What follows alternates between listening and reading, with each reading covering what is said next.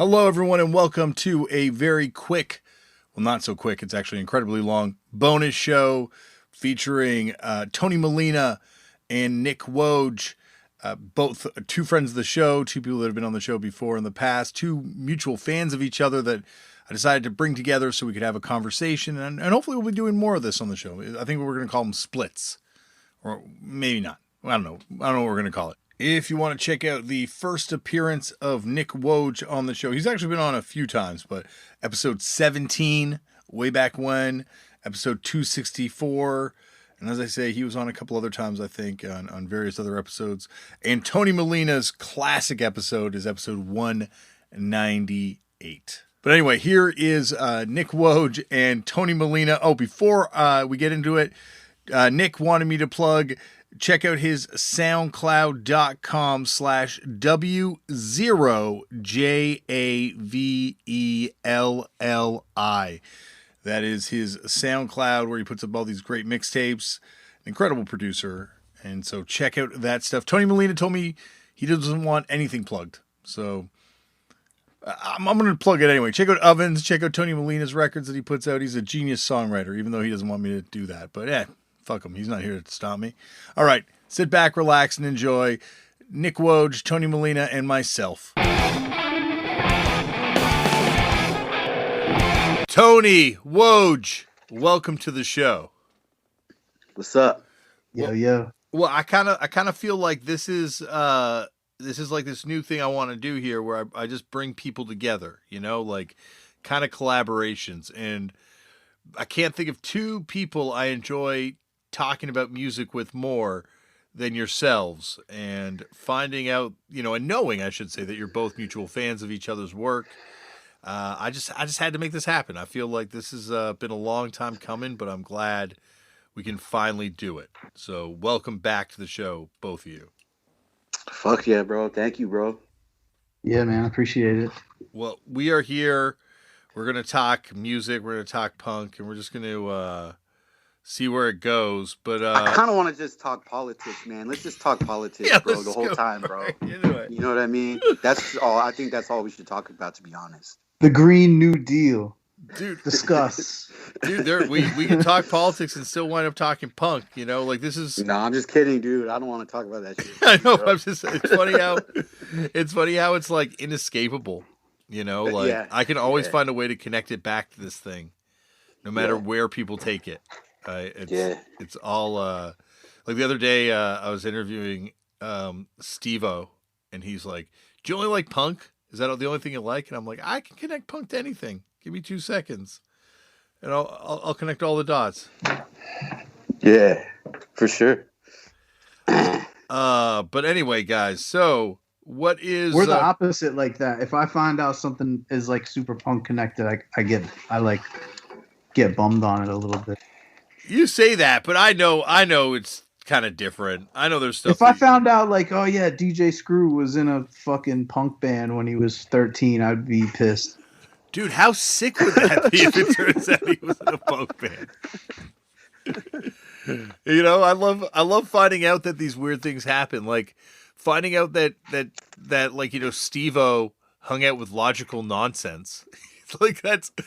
I feel like, though, that finally validates me studying and listening to Logical Nonsense. I finally feel like these skills were being called into practice. I never really listened to them like Hella Fools did, but I never really stepped to that band. I like all that Very Small Records stuff. I think that's like a very underappreciated record label. That was what's his name? David Hayes. I think so. He did what was it? Too Many Records also, I believe. He was the dude, Very Small. That was like he ran Lookout with Larry, right? And then he left Lookout. Is that the same shit? Yes. Yeah. I think David so. Hayes. Yeah, yeah, that dude. Yeah. Speaking of Larry Livermore, have either of you watched the documentary Sasquatch? Dude, I watched it yesterday, bro. How fucking crazy is that Larry Livermore's all over that documentary? Bro, when he showed up, dude, I just started laughing. I was like, God damn it, bro. I was like, you cannot escape the East Bay, bro. What the fuck, bro? Dude, I was laughing my ass off, man. But back to the lander, I guess, man. Yeah. Well, also, the thing that I picked up from it and inferred from it, especially in the second episode, and I hope I'm not, dry snitching on him on this, but it's all laid out in the documentary, is, cannabis grower, which, seems to imply that the literal seed money for the Lookouts LP probably came from, literal seed money. Hey, bro, what if he was the one who killed all those Mexican dudes, bro? That's hella racist. You got super dark. I don't think he did. Damn, what if he killed the Paisas, fool? Damn, dude. I knew there was something. I knew the Gilman fools were fishy about something, bro. What if it turns out he was a Sasquatch and the entire first wave of Gilman were all secretly Wookiees? Damn, bro, that's crazy. Yeah, my boy Shelby, he grew up in Humboldt and shit. Did you see that other documentary, Murder Mountain? I did see some of that. Yeah, I haven't finished it, though. Yeah. It's just, man, just tweakers up there. That Sasquatch shit was fucking... I thought that shit was fucking hilarious. It's just like... I like how the dude's all at peace at the end. He's like, well, I guess Bigfoot doesn't really exist. I guess people just like to shoot Mexicans, man. That's cool. I mean, end of the story. I'm like, man, fuck this racist ass shit, bro. Yeah. I was like, fuck this.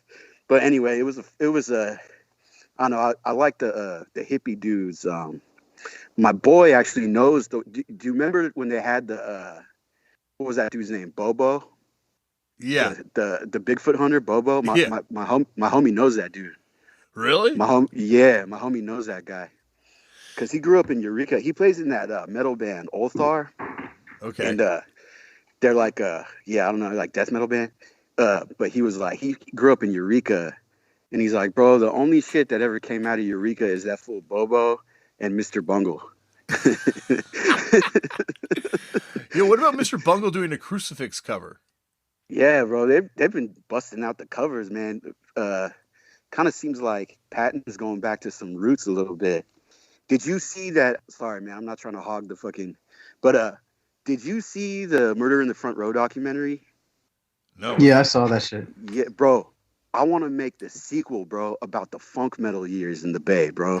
Because that's what really killed the thrash metal scene here. It was when funk happened. Yeah, you're probably right about that. So I want to do the sequel full, because you know how there's like Decline 2, and it's the metal years, right? Mm-hmm. I want to do the funk metal years as a sequel. I'm going to make this film myself, bro. and it's going to be called Mordred in the Funk Row, bro. That's my documentary, bro. I'm just gonna make this shit, bro. All about funk, dude, and just like all these talk to the fools from like Blind Illusion and like hella pissed. Like he's like, fuck that shit. That shit ruined our scene, bro. What the fuck? Rest in peace, Paul Bailoff, bro. Fuck this shit, bro. Hella sick. That's a sick ass documentary, bro. So it's just an idea I have. I probably shouldn't have said it on the show because someone's gonna steal my idea, bro. You got the connections, though. You're already working on it. Though. That's your intellectual property now. It's on record. Yeah. It's on record, though, bro. Yeah, Mordred in the Funk Row. That's like sending it to yourself. Yeah, exactly. Like you've put this out there. It's gonna be on Spotify that you came up with this idea first, and they don't steal anything on there. They don't. Yeah, exactly, man. Very ethical people. Spotify. Very. No, I kind of think also when you think about that scene, like that's ultimately what gives us bands like Korn and gives us, like new metal. Like Korn was totally, LAPD, totally. right? From which I guess is LA, but they're doing the same thing down in LA. Tom Morello had a funk metal band called Lockup before Rage. Whoa, have you look heard it of them up, before? Bro. Yeah, fool. They were on like a major label and shit. I saw the like actual music video on YouTube and shit. Whoa. Yeah. It's funny, man, because people always talk about how like grunge killed hair metal and all this type of shit. I disagree. I think funk and shit like Jane's Addiction and shit like that, I think that killed out all that shit first before Nirvana and shit like that. Yeah. Yeah, because like it just seems so minuscule in terms of like what happened with Nirvana, but Jane's Addiction was fucking huge. Like I would see them on TV before Nirvana blew up. And bro, Chili Peppers predates that shit, Yep. and they were like a hip ass band. Like that was like the hip cool band at the time and shit. I've told it on the show now, so I feel like I feel like it wasn't really my story to tell in the first place, but now it's out there. But I've already told you the story about the Red Hot Chili Peppers hitting up Pat Smear to join the band. Oh shit, I think I heard this, but go ahead. Yeah, you told me. Okay, where they like hit up Pat, and he's like, he's working at the SST store, so and he's like, you guys still playing that funk metal stuff? And they're like, yeah. He's like, no thanks. I'm good. I'm gonna stay working at the SST store instead. Yeah. Man, he should have played. I would have hella joined that band, bro. It would have been a fun band to be in, Probably a lot more fun to be in Red Hot Chili Peppers than REM. Yeah, REM. Well, I heard Peter Buck is the wild fader, though. Like, hella fader. Dude loves punk, too. Oh, yeah, I assume. Oh, yeah, he's like a wild, like, crazy record collector guy, huh? Yeah. There's that story about him showing up in Colorado trying to get the Frantics, My Dad's a Fucking Alcoholic 7-inch. Classic. That's a classic, bro. Banger. That record rips. I'm obsessed with that Colorado scene. There's so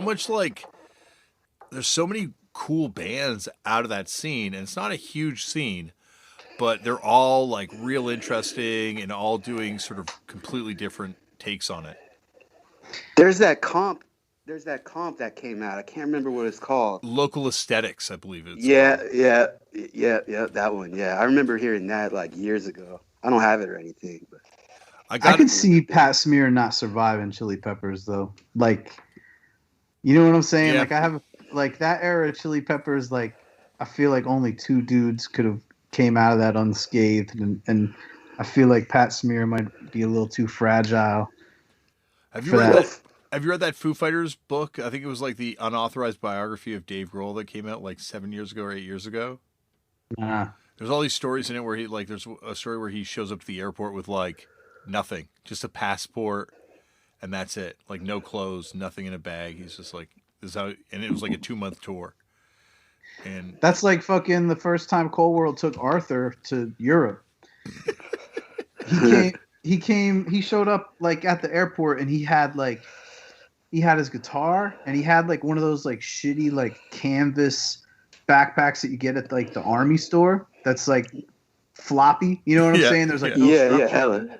He had one t-shirt and like maybe like one pair of socks and just all like guitar wires and shit in his bag, and that's it. And he had like super uncomfortable like big ass like combat boots that went up like to his knees. And I'm like, bro, you gotta go. We're gonna be going through security and shit. You're wearing like what the fuck? Yeah. That's like metal dude. Metal dudes love like super inappropriate footwear. You know what I'm saying? They love it. They do it unintentionally though. They're like, "What? What do you mean? Oh, right, yeah, this does suck." When we went to Europe for the first time, Mike from Fucked Up had, no exaggeration, like a dozen books with him in his bag, like just a dozen huge ass books that we lugged all the way around Europe. Dude, Fucked Up is so hoity-toity, man. We also, though, on our first tour in the U.S., I insisted that we bring a TV with us and a bunch of videos, and we had to get a generator for the TV. I don't think we watched that thing once. No, that's not true. We watched Run, Ronnie, Run one time in New York traffic. Well, the last couple times that Cold World went to Europe, I used Ben's Instagram as inspiration to eat better, because I'm like, yo, we keep getting dominated by these like local core European like dudes like eating McDonald's like every day. I'm like, this dude Ben, it's like he's on like fucking like on a international eating like show on CNN, like fucking what's his name? You know what I'm saying? Bourdain. Yeah, I'm like, this dude's like eating like Anthony Bourdain, and I'm eating like fucking fries and mayonnaise for every meal. We started like watching Anthony Bourdain and seeing what restaurants he went to and writing them down and being like, okay, next time we're in this city, let's go to this place. This place looks amazing. And like more the rest of the Fucked Up than me, because I was just concerned about record stores and then ultimately finding weed. But it's for them it was like a lot more like, okay, let's go to this place, let's go to that place, and like I got to go to some pretty great restaurants because of it. You know, I really feel lucky, and like if you can do that, it takes so much fucking energy. But Yeah. like, Right. if you can do that, like I think you really enjoy touring. Like the people that do that seem to get the most out of the experience of being in a band. Go figure. Mhm. Not the ones that wallow in the backstage, missing their family. Yeah. Yeah. Hell. I'm more concerned with like records first for sure, but then like for food, I'm more like local fare. Like Yeah. what do y'all eat? You know what I'm saying? That when you're not eating fucking McDonald's. Yeah. There's something about McDonald's though, where once in a while when you're on tour, there's just Well, like, it's that comfort because no matter where you go, you know the same exactly what thing. you're fucking getting. Yeah. Yeah. though there's always like the local experience is also really fascinating, where it's like you're in Germany and they've got like a McDonald's burger that also has like a hash brown in it, like a McDonald's hash brown in the middle of the burger. It's like, Yeah. it makes no sense. In Australia, they have like fucking kangaroo whoppers and shit. Not kangaroo. What the fuck was it? Something. I was gonna say, Something. I like don't that. think they have kangaroo whopper. Did they really? I mean, I ate kangaroo meat when I was Yeah. No, you can definitely eat kangaroo meat there. but I regret doing that. But I forget what animal they had in at McDonald's. But and then like I remember the first time we went to Europe, McDonald's in I forget what country it was. They all were wearing like jeans with like the M painted on the pockets like a Visu jeans. Whoa. Yeah, Pretty hip. It's like what the fuck? Hey, you ever see that Australian movie Wake and Fright? No, what's Is that where one? they like they kill all those kangaroos? Yup, dude. Yeah, that's it's top fucked up. 3 favorite movie of all time, bro. They definitely eat kangaroo in that movie, man. Oh yeah, for sure. Yeah, that movie is sick as fuck, bro. That's Nope. the illest. Yeah, that's top 3. Easy. I went to Classic. a kangaroo sanctuary when we were on tour in Australia one time. You could like straight up and just go up and hang out with them. Like they're Yeah, just we hanging went out. we went to one. Well, we went to one and for some reason everybody got ahead of me, right? So I was alone like walking up to where the kangaroos were. And there's just like this little like horizon and right over the horizon like that's where the kangaroos are, you know. So I like walk and I like turn the corner and there's the first kangaroo I see.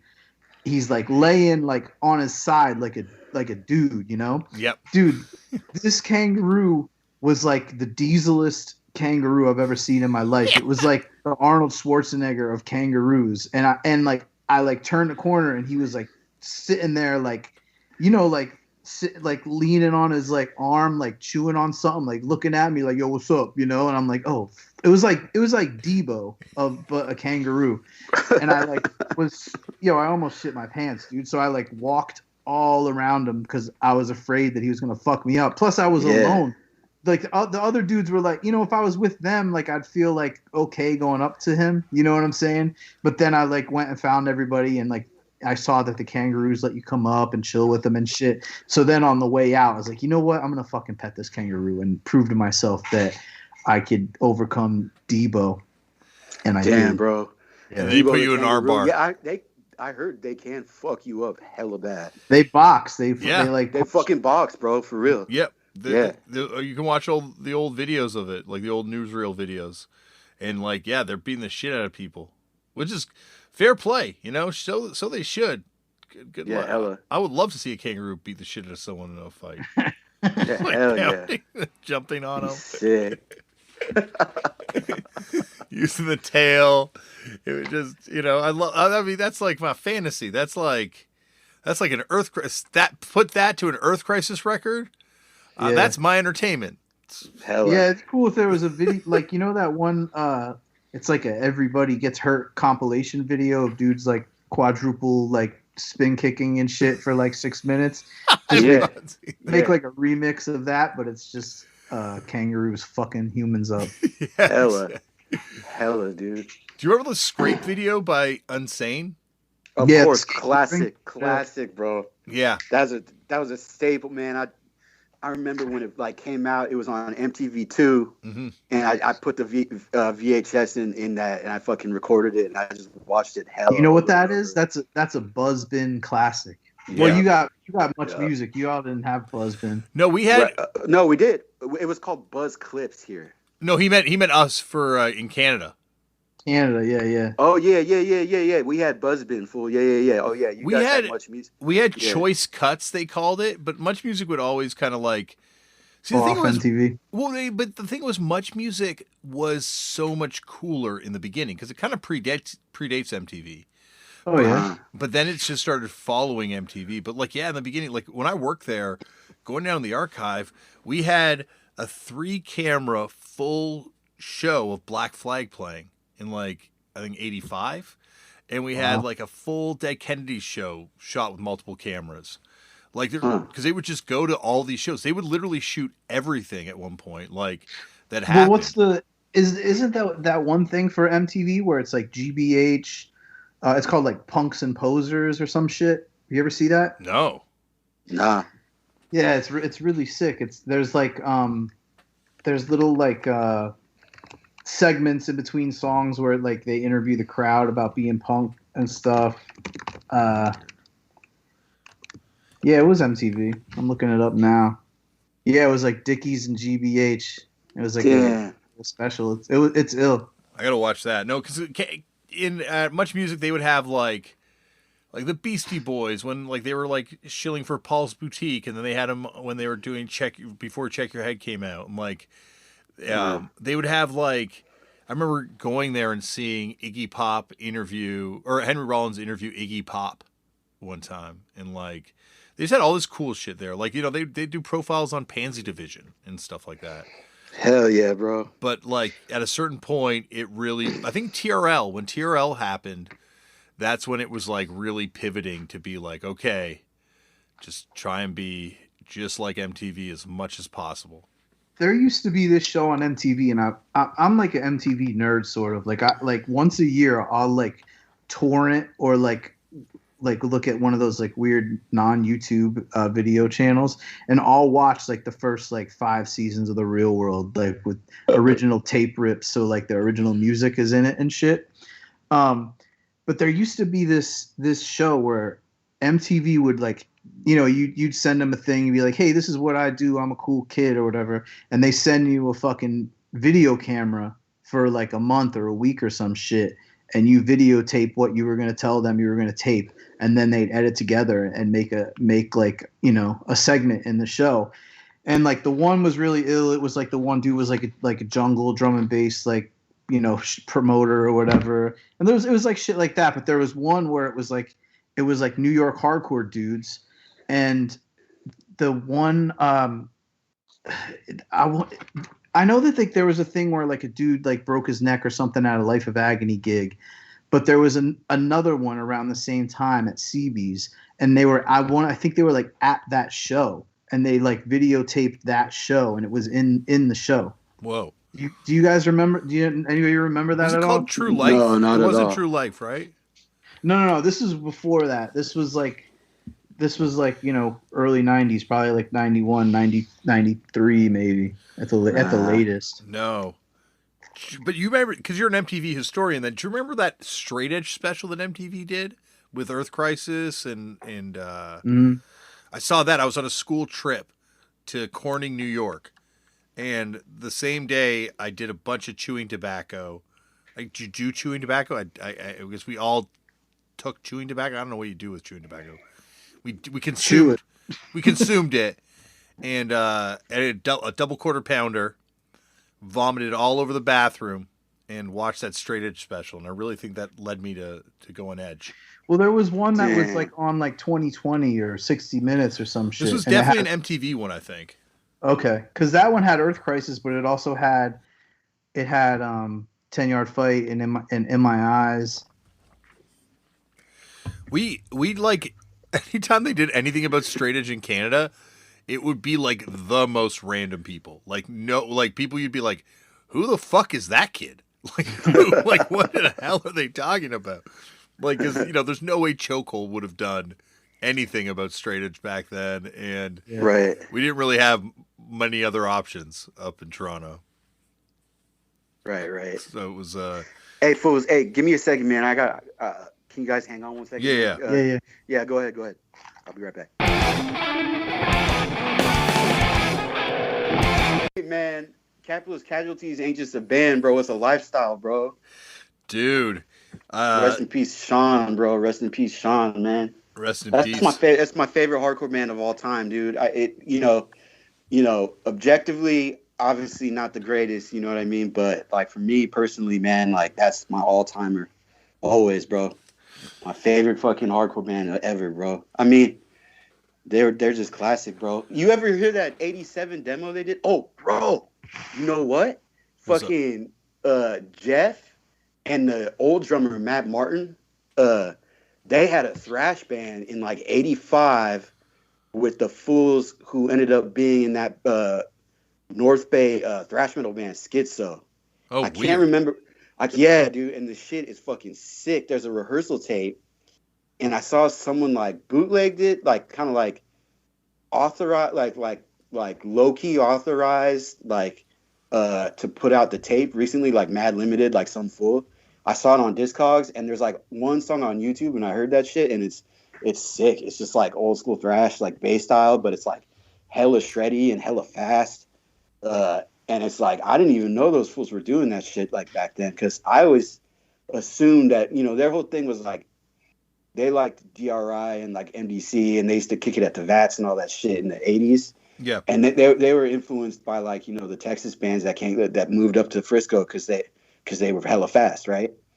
And then they just ended up accidentally kind of like being one of the 5 bands that invented the power violence thing because of meth.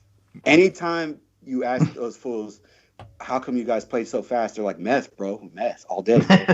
Meth. Straight up meth. Dude, sickest band of all time. Sketchiest band of all. Dude, how in the fuck can you tour with Fang, Verbal Abuse, I Hate God, and you're the sketchiest band out of all these fools? Yeah. Like, that's some fucking sick ass shit. That's real. That's some sick ass shit, bro. Legendary, bro. That's like, like you think about bands, wild bands of this era, it's like a band that never gets brought up in this conversation. Leftover Crack. That band is, that's not a gimmick. That's real. That shit's real, but you know what? The weird thing about that band, I never heard them, bro. It's hella weird because I got friends of mine that are like a little younger, and they kind of grew up on that shit. I never heard that shit. Like, you never heard them? I remember. No, I have, like, now. Yeah. Like in more recent years or whatever, and I was hella surprised by it or whatever. But I do remember like being at Gilman in like, late 90s, early 2000s and seeing the Choking Victim like shirts and shit. Yeah. Which is like it's similar band, right? Like same people. Yeah. Well, did you have that Give 'Em the Boot compilation, the Rancid? No. I wanted it back in the day, but I never had that one. That was one of those like $4 comps. So that was that was like one of those things that like, in Wayne's World they talk about Frampton Comes Alive being in everyone's stereo, but legitimately that was in every single person's car. I knew. Yeah. For some reason, I never got around to that comp, even though it was, like you said, it was everywhere. It was like U.S. Bombs on there or some type of shit like that. I don't know. Yeah. And fucking Brothels by Rancid, one of their best songs. Oh, dude. I mean, I still love Rancid, so, I should probably, I'm not sure if I know that song, so I definitely got to check it because I'm a big Rancid guy. But I was going to say, though, that, I forgot what I was going to fucking say. I just no, it's all good. It's all good. You know what band I've kind of like re-fallen in love with is actually Steven. When Steve Von Till was on the show from Neurosis, I went back and I started watching like full Neurosis live sets on YouTube. Yeah. I want to get into collecting that band like the Grateful Dead and like trading live sets with people. Oh shit! I mean, the early Neurosis shit is fucking like that first 7-inch. What's it called? The motherfucking starts with an A. What is it called? Yeah. Yeah. That shit's hella fucking sick, and the fucking first LP's hella sick. I kind of, I have hella respect for Neurosis, but I never really like Souls at Zero and Onward, man. It just never really hit for me, it just never hit. Like, because I know it's sick and I know it's like objectively sick, but like for some reason, bro, I tried hella times and it just never really hit me, bro. Times I'm of Grace, exactly the same. yeah, I'm exactly the same with them. Yeah.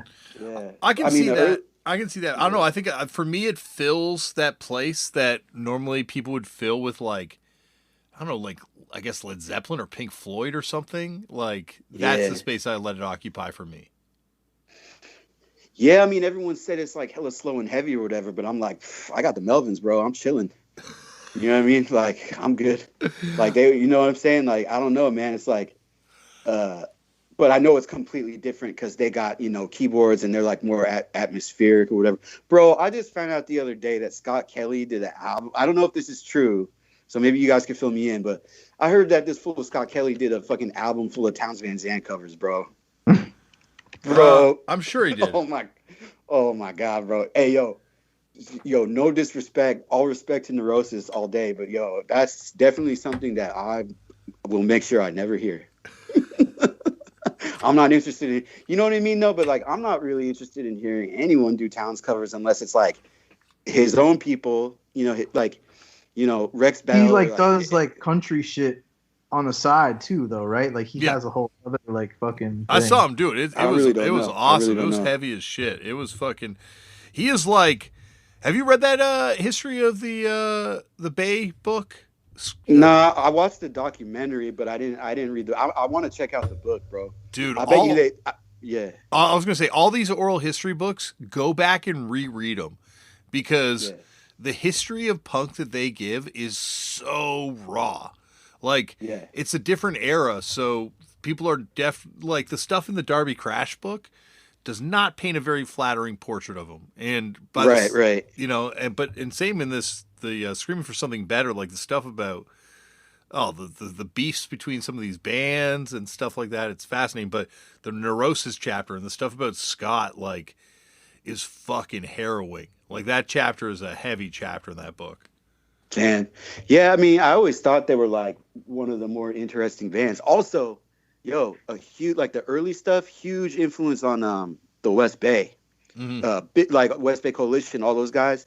They all grew up on that shit. That shit, Christ on Parade, they love all that shit. So like, that's like a bit, it was a huge Plutocracy. A lot of these guys, like they were huge Neurosis heads.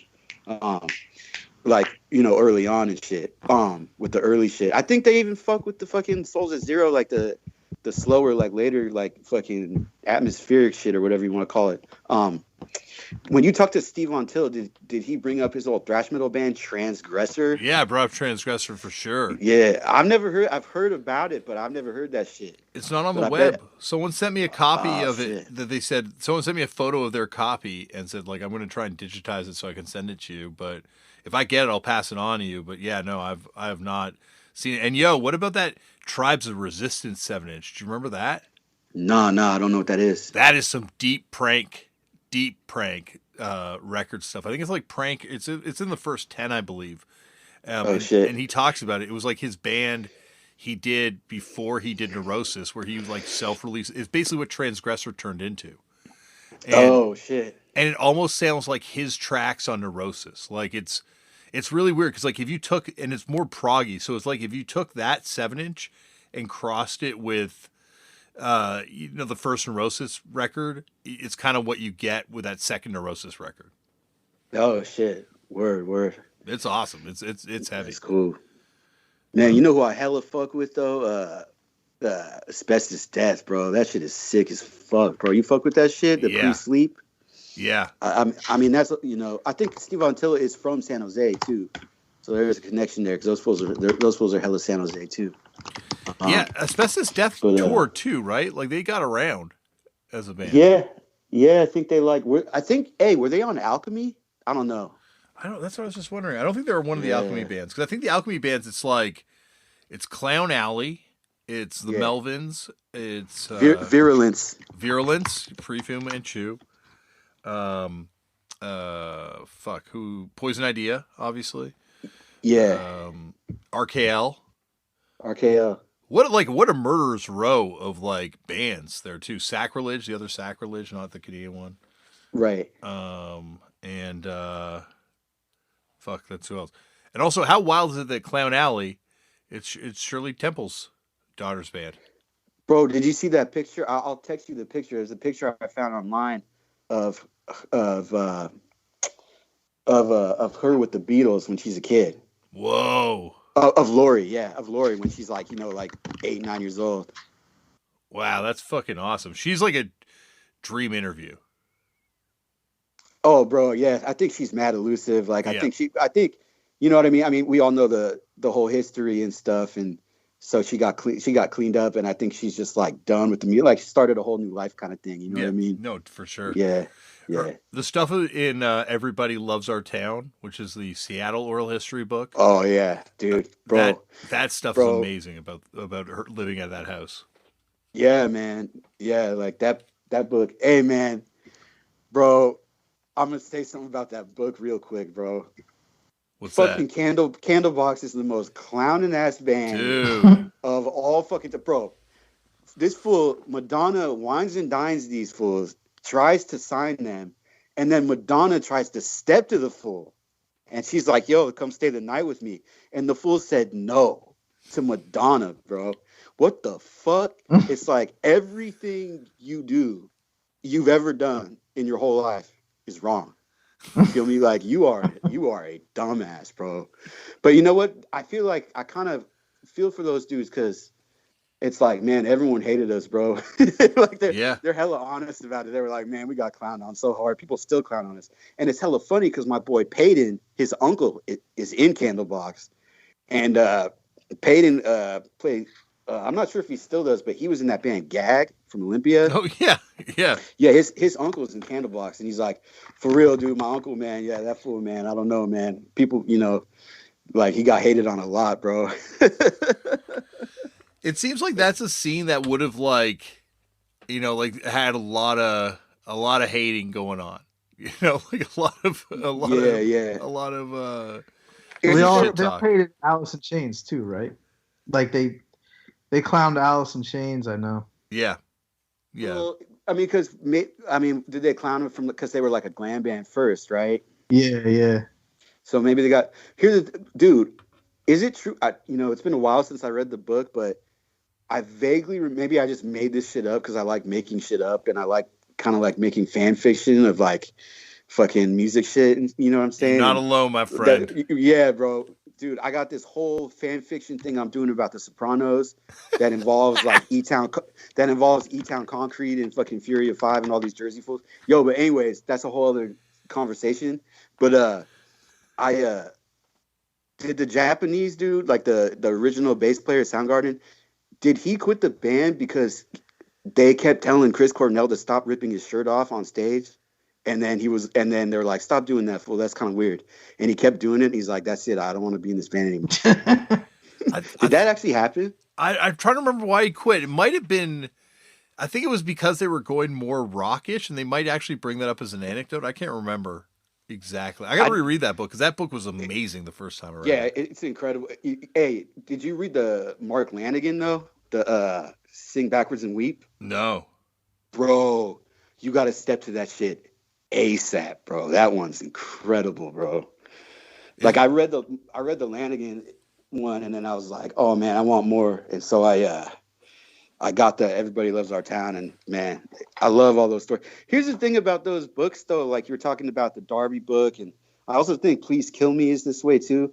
It's just a bunch of fools talking shit. And obviously, like, you don't really know what the truth is. It's just like some fool who has like, basically like you give someone, some old head, a microphone, and they're going to bring up all their old bitterness and shit and might make up a thing or two, you know what I mean? Just to shit talk someone or whatever, And so it's like you never really know with those kind of books, You need an objective person to put it all together. And Please Kill Me, man. They're hella talk. Yo, Please Kill Me, bro. I always thought they hella disrespected James Williamson in that book. Mm-hmm. And I mean, James Williamson, yeah, he's not Ron Ashton, but he's also like immensely talented. And like he wrote Raw Power. I mean, like, big shoes to fill joining the Stooges. And like he wrote Raw Power, and then he wrote Kill City. and they're like, that dude was a nerd. No one was down with him. It's like just some fucking hipster like shit talk or whatever because he was like a dork or something. He was like a that. kid, right? Like, he was younger. Yeah, and it's just like, you know, that's the thing about those books. It's like it's fun to read, but I'm like, man, these fools are mad bitter, talking kind of shit, you know? Yeah, like I think you do get that, you know, like you do get people's biases, but people's biases are going to be in anything that they do, any sort of history. And I think it's kind of up to you as the reader to kind of put together. There's a great companion book to Please Kill Me called From the Velvets to the Voidoids. Oh yeah, I heard about that. Yeah, it's awesome because it's this guy trying to fill in all the cracks in that book and saying, you know, but I still think that book's kind of invaluable because you get the honest assessment of some of these bands. Like, you know, the nuance involved in understanding the Germs, you know, is just immense. You know, like, you know, obviously the Germs are incredible and they're legends and we all get that. But like to go back and hear these people talk about them and be like, actually, Darby was kind of like annoying or kind of weird, you know? Or Pat was the genius, you know? Like when you talk to people back then, they're like, yeah, Pat's a genius guitar player. And that's what it was. Or you talk to people back then and they're like, yeah, Joan Jett didn't produce that record. That's her name's just on the back. You know? She was just hella drunk on the couch the whole time, allegedly. Yeah. At least that's what they say. Yeah. And I've heard that now from multiple people that were there just from doing the podcast that you're like, oh shit, yeah, like I guess there's a lot more going on than, you know, you kind of get from first blush with all this stuff. But Darby Crash was like a performer and a personality, and that scene was so like glamorous, sort of like compared to like the New York like going ons. It was like more like, I don't know, like highfalutin. So I don't know how to explain it. Like it was more LA, you know what I'm saying? Yeah. So I think like that meant a lot then over there. I think it's also, you know, it was younger. You know, the New York scene was like a lot of older people, and also like the thing that I kind of think is when you go back and look at it, not really that punk. You know, like the Dead Boys were, the Ramones were. Obviously, I lump all those other bands in there, you know, sonically, but they weren't really in the same way that when you look at all those LA bands, like that shit was kind of already ready to go. Yeah. With all these younger kids. Yeah, like, I mean, it all looked like punk right away. Right. I just like when I found out that Darby went to the Scientologist high school with Kira Rossler. Yeah, that's crazy. Yeah. I think the stuff about that high school in the Darby Crash book, What We Do Is Secret, is amazing. Like that school just seems like, you know, it's just amazing when you think about how, like the kids that were in these classes together, these like small classes, and how few of these kids there were, but yet we're still talking about them all these years later, like high school fucking kids. Well, that's like 90s hip hop. Like all those, like so many of those dudes went to high school together. It's like when you find out, it's crazy. Yeah, for sure. Like I found out that like I'm not the biggest like New York head, but like Cameron, like growing up with Big L and shit and all that, like how connected a lot of that shit was is like pretty sick. Like it's like, damn, it's just like neighborhood fools. It's kind of like my parents, like growing up in that Mission scene in the 70s. It's like with the Santana and Malo guys, it was just like the neighborhood fools. Everyone was hella connected, and shit just blew up. Yeah, it's amazing when you get like a little scene, like it's almost like something hits the water, or there's like a creative spark that just goes off. Like, what was it about Seattle during that first initial run that you had all these incredible bands, and like really it just doesn't connect like that, you know? Or like you look at Vancouver during the first wave of punk. Like here's a small town, and they're putting out way more bands than Toronto is, and we're like way bigger than they are back then. Right.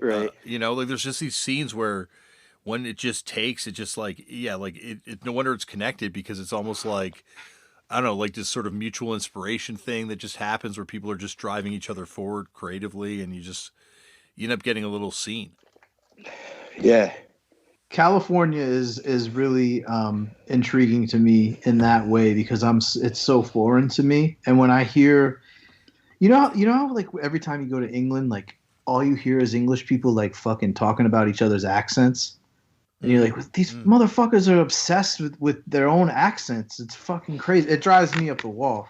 But that's kind of like in a not annoying way. I feel like that's how it is. Like when I listen to Tony, like your episode of on the podcast, where it's like being from all these different like neighborhoods or little like towns that if I were to go to each of them, they all look the fucking same to me. Like everywhere in like LA and like fucking Oakland and shit, it's like I can't tell the difference. You know what I'm saying? But then when you're describing or talking about like, oh, I can't believe that this guy's from here, I'm like, why? Like, why not? You know what I'm saying? Yeah. That'd be like, like, oh, fucking if E-Town Concrete were from Cherry Hill, New Jersey, and not fucking E-Town, I'd be like, big whoop. Yeah, exactly.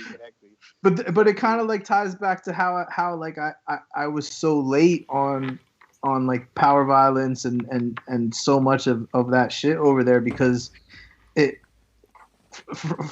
I'm like how old are you? 36. Okay, I just turned 40. Wow. It seemed like you were into shit like mad young. So he was in a suit. Yeah, dude. He was like living at a punk house when he. Well, dude, that's another thing that drives me fucking. That's another thing that drives me crazy about California. All my homies from out there, right? Like I know a lot of dudes from like Inland Empire and shit, right? And they're like they're like Mexican dudes and shit, and they're like, yeah, like I didn't really get into like hardcore till like, I was like 25. I'm like, what? It's like, yeah, before that. And they'll be like, yeah, here's a picture of me when I was 12. And they got like a Confused shirt and Liberty Spikes. And I'm like, what the fuck? Yeah, dude. Yeah. It's such a mystery out there. I really don't understand it. And then like, dude, like the motherfuckers like on the East Coast that were repping like power violence and all that shit.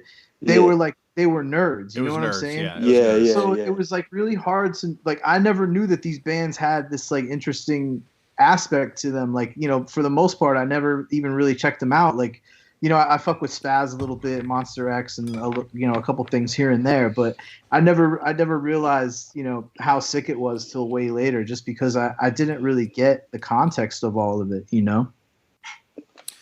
Bay Area has always been like separated by counties, and there's always been different types of bands that from each different county. So like the West Bay where I grew up, it has its own thing. You know what I mean? That's where Spaz is from, but like they're like the most popular from there. The Donnas are also from there though. Shout out. But like Plutocracy, No Less, Agents, like that whole thing, which ties into the Slap-a-Ham thing, but it's also its own thing. And then the East Bay, you got East Bay. Obviously, these people write fucking like documentaries and fucking write 100 books about themselves every fucking 5 minutes. so you already know what the fuck is up there. Yeah. But even their hardcore there has a different sound to it. It's darker. Yeah. They don't play as fast. Talk is Poison. Like Brian Stern bands, Talk is Poison. Yeah. Like it's got its own, and that is derived from old Christ on Parade and Econochrist and all those bands, all that shit's kind of connected. It's its own sound. It's like this dark hardcore. That it's like the more Prank Records thing, and that's very Oakland centric. And then you get the North Bay is like where Capitalist is from, and that's like way up there. That's in the 707. Like when you drive up there, man, you're like halfway to motherfucking to the Sasquatch, bro. And then the South Bay, which is San Jose, they have their whole own shit. San Jose is actually like pretty incredible with their shit because they do DIY like super sick. And their San Jose fools are like, I love it because it's like hella more Latino fools than anywhere else in the Bay, like in any scene, in any part. And they do everything, man. They do grind. They do fucking like some fucking raw punk fucking shit.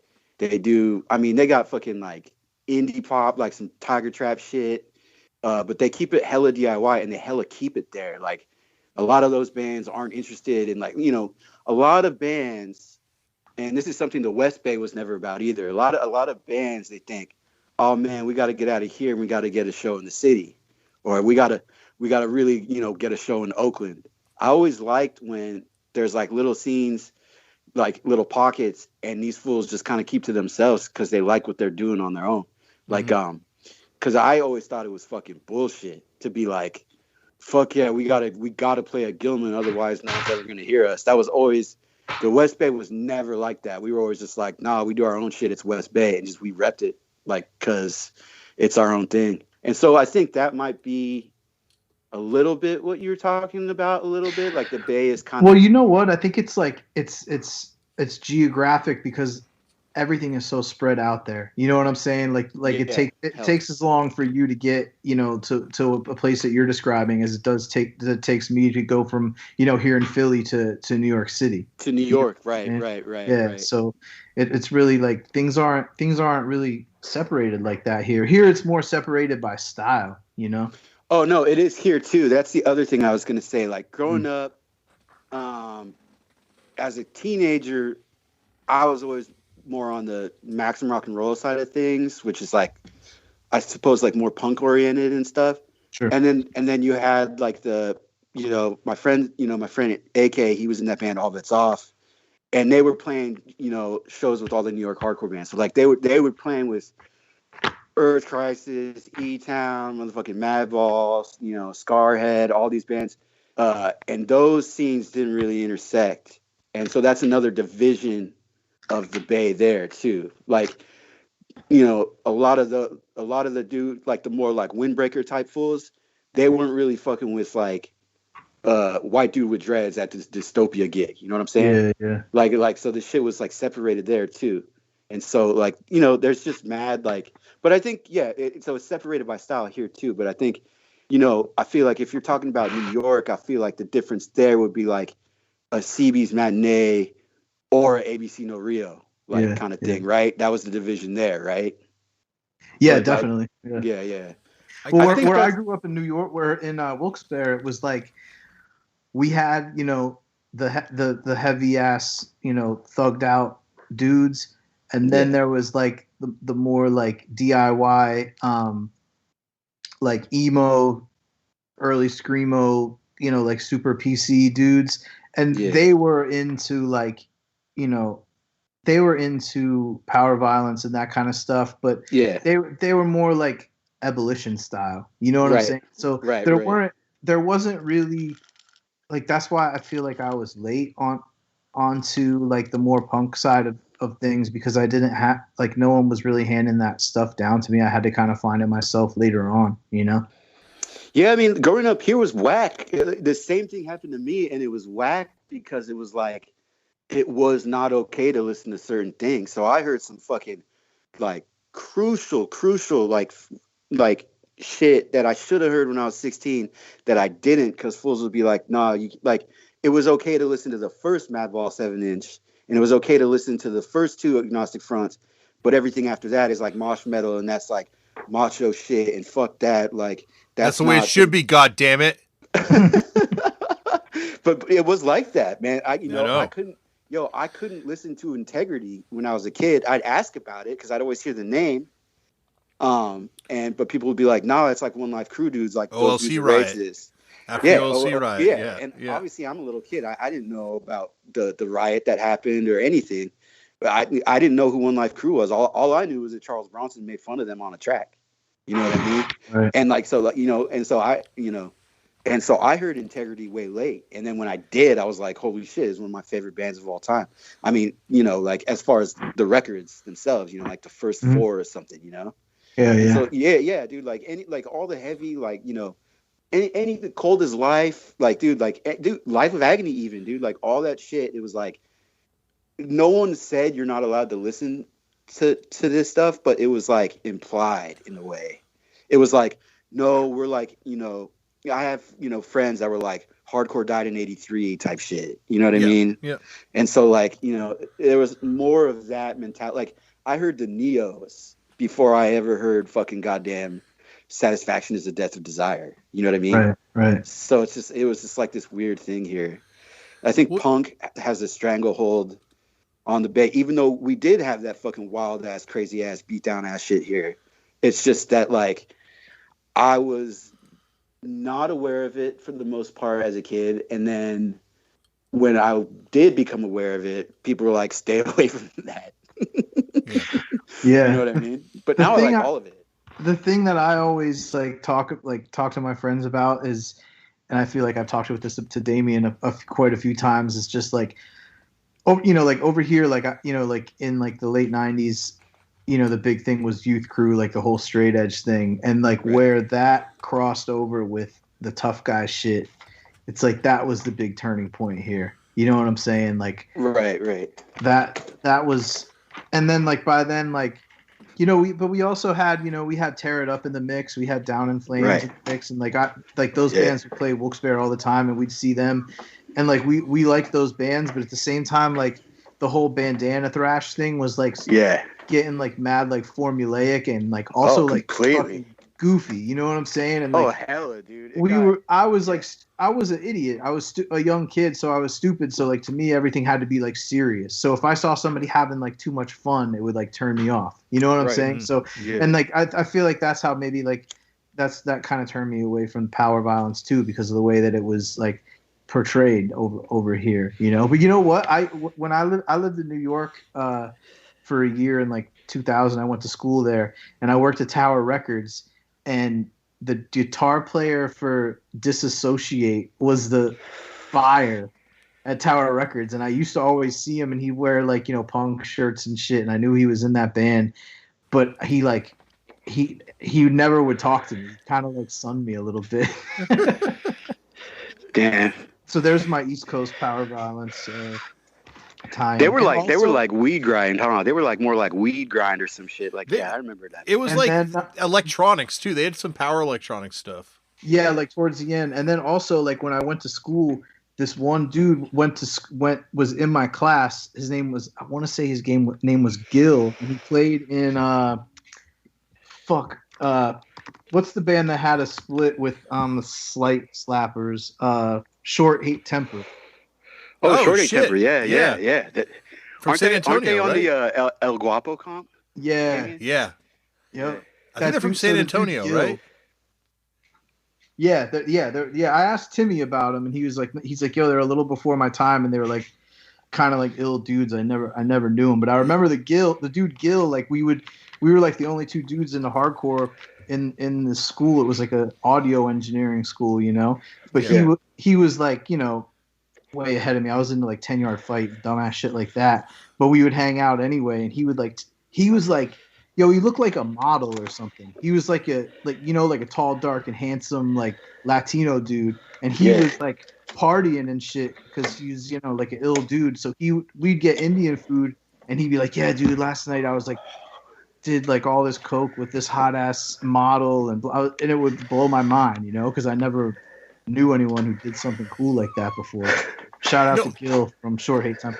They were from El Paso because he's friends with Cedric from At the Drive-In. I could see that. But yeah, this dude was mad cool. I wish I could connect with him. Dude, I bet you Max Ward could get you hooked up with that fool right quick. Max Ward he keeps in touch with everybody somehow, man. When I went there as a little kid to the Gilman, I went up to him and punched the fucking shit out of him, dude. Yeah. Like, I thought I was meeting, oh my God, like I was out of my mind with excitement meeting him, and he was the nicest fucking dude. Still is, man. Yeah.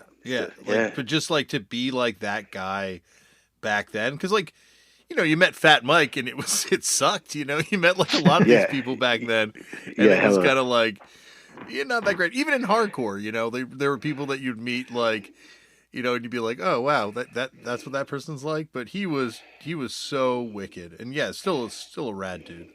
Yeah, definitely, man. Yeah, man. I guess like that whole division. Yeah, it's funny too. I remember that about Tear It Up and like Down in Flames as well. Like them playing like shows with these other bands that were kind of outside that kind of realm. And I remember me being, because I played shows with both those bands when I was like 16.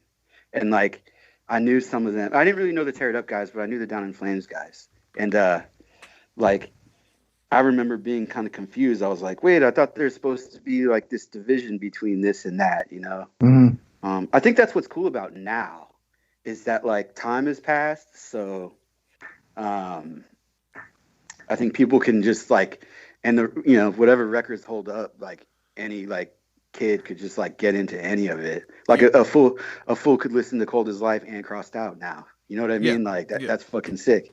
But 'cause all of it's fucking great music. But Right. what Mark Porter listened to both of those back then. what's that? Mark Porter from Floor Punch. I remember the guys from No Warning coming back being like, "Yo, you're right. Crossed Out is sick. Porter played him for us." And I was just like, That's I'd always sick. been. That's Mark Porter. Yeah. That's fucking sick that he was getting down like that, man. Hell yeah. Yeah, it was because they would always crack on me because it was like they would be like, "That's straight nerd shit," and I'm like, "No, this stuff's fucking awesome. No comments, amazing."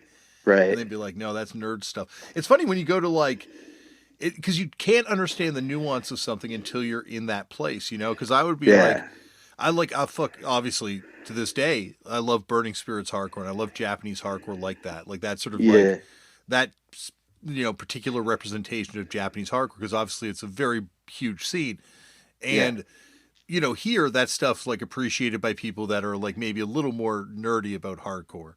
But when you go to Japan, that shit's like, in some cases, like heavy duty shit, like to the point where you're hanging out with like kids that are into more kind of like tough guy American style hardcore. And they're like, no, those guys are gangsters. I don't want to fuck with that stuff. Dude, I've heard about this shit, bro.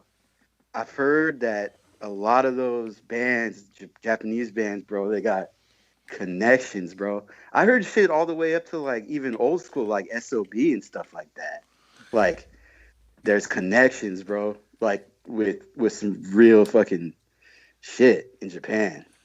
It just like, I don't know, Woj, and this might be because you've been in Japan a lot more than I have, but like in my experience, those dudes are just like real ass dudes, like the type of dudes that would just be like, like, I don't know, like metal, if metal like didn't have a lot of fame prospects attached to it, maybe, or like, just like gnarly people, like, and not in a bad way necessarily in all cases, but just like real deal, like people that are living it. Well, I think like like Tony, you're right. Like some even some of the older bands have those ties for sure. But I always get confused because like the first time like Cold World went there, we would ask about those bands, and I would be like, how come I'd like to play with bands from like that scene, and they would be like, yo, like we're scared of those guys, like we don't talk to Forward, we suck, we can't talk to them, but all their bands are like beatdown bands, you know what I'm saying? Yeah, so I'm like, no, wait exactly. a second, like something isn't adding up. But you know what it is? I think it's like their society is so like being crazy there, you have to be fucking crazy to like step outside of the lines of their societal norms and like just like be disrespectful or like shit like that. Like I think like I don't know how much of it is like I'm still confused by it. You know what I'm saying? Like I've traced it and like talked to like major dudes, like even in like the Japanese like fashion world that have dealt with certain dudes that'll remain nameless, and we'll be like up in their office on the second floor, and I'll ask them about them, and the dude's whispering. Yeah. Yeah. You know what I mean? And like, we all know who I'm talking about, It's like, yeah, for sure. Like we're in this dude's office in the second floor in this neighborhood, you know what I'm saying? And this dude's still whispering. This dude like worked with the dude on multiple things and is his homie, and he won't even tell me about like anything in a normal speaking voice. And this is multiple. This is like more than 3 people. You know what I'm saying? Like it's not just one person, and they're all act the same way. Yeah. You know what I'm saying? So look, there's something there for sure, but at the end of the day, it's like, yo, like come on, man. Like, like if I'm was going to, shows at CVs and seeing like Isaac like whoop somebody's ass outside with a fucking garbage can. You know what I'm saying? Like it's still, I don't know. Something ain't adding up to me. You know what I'm saying?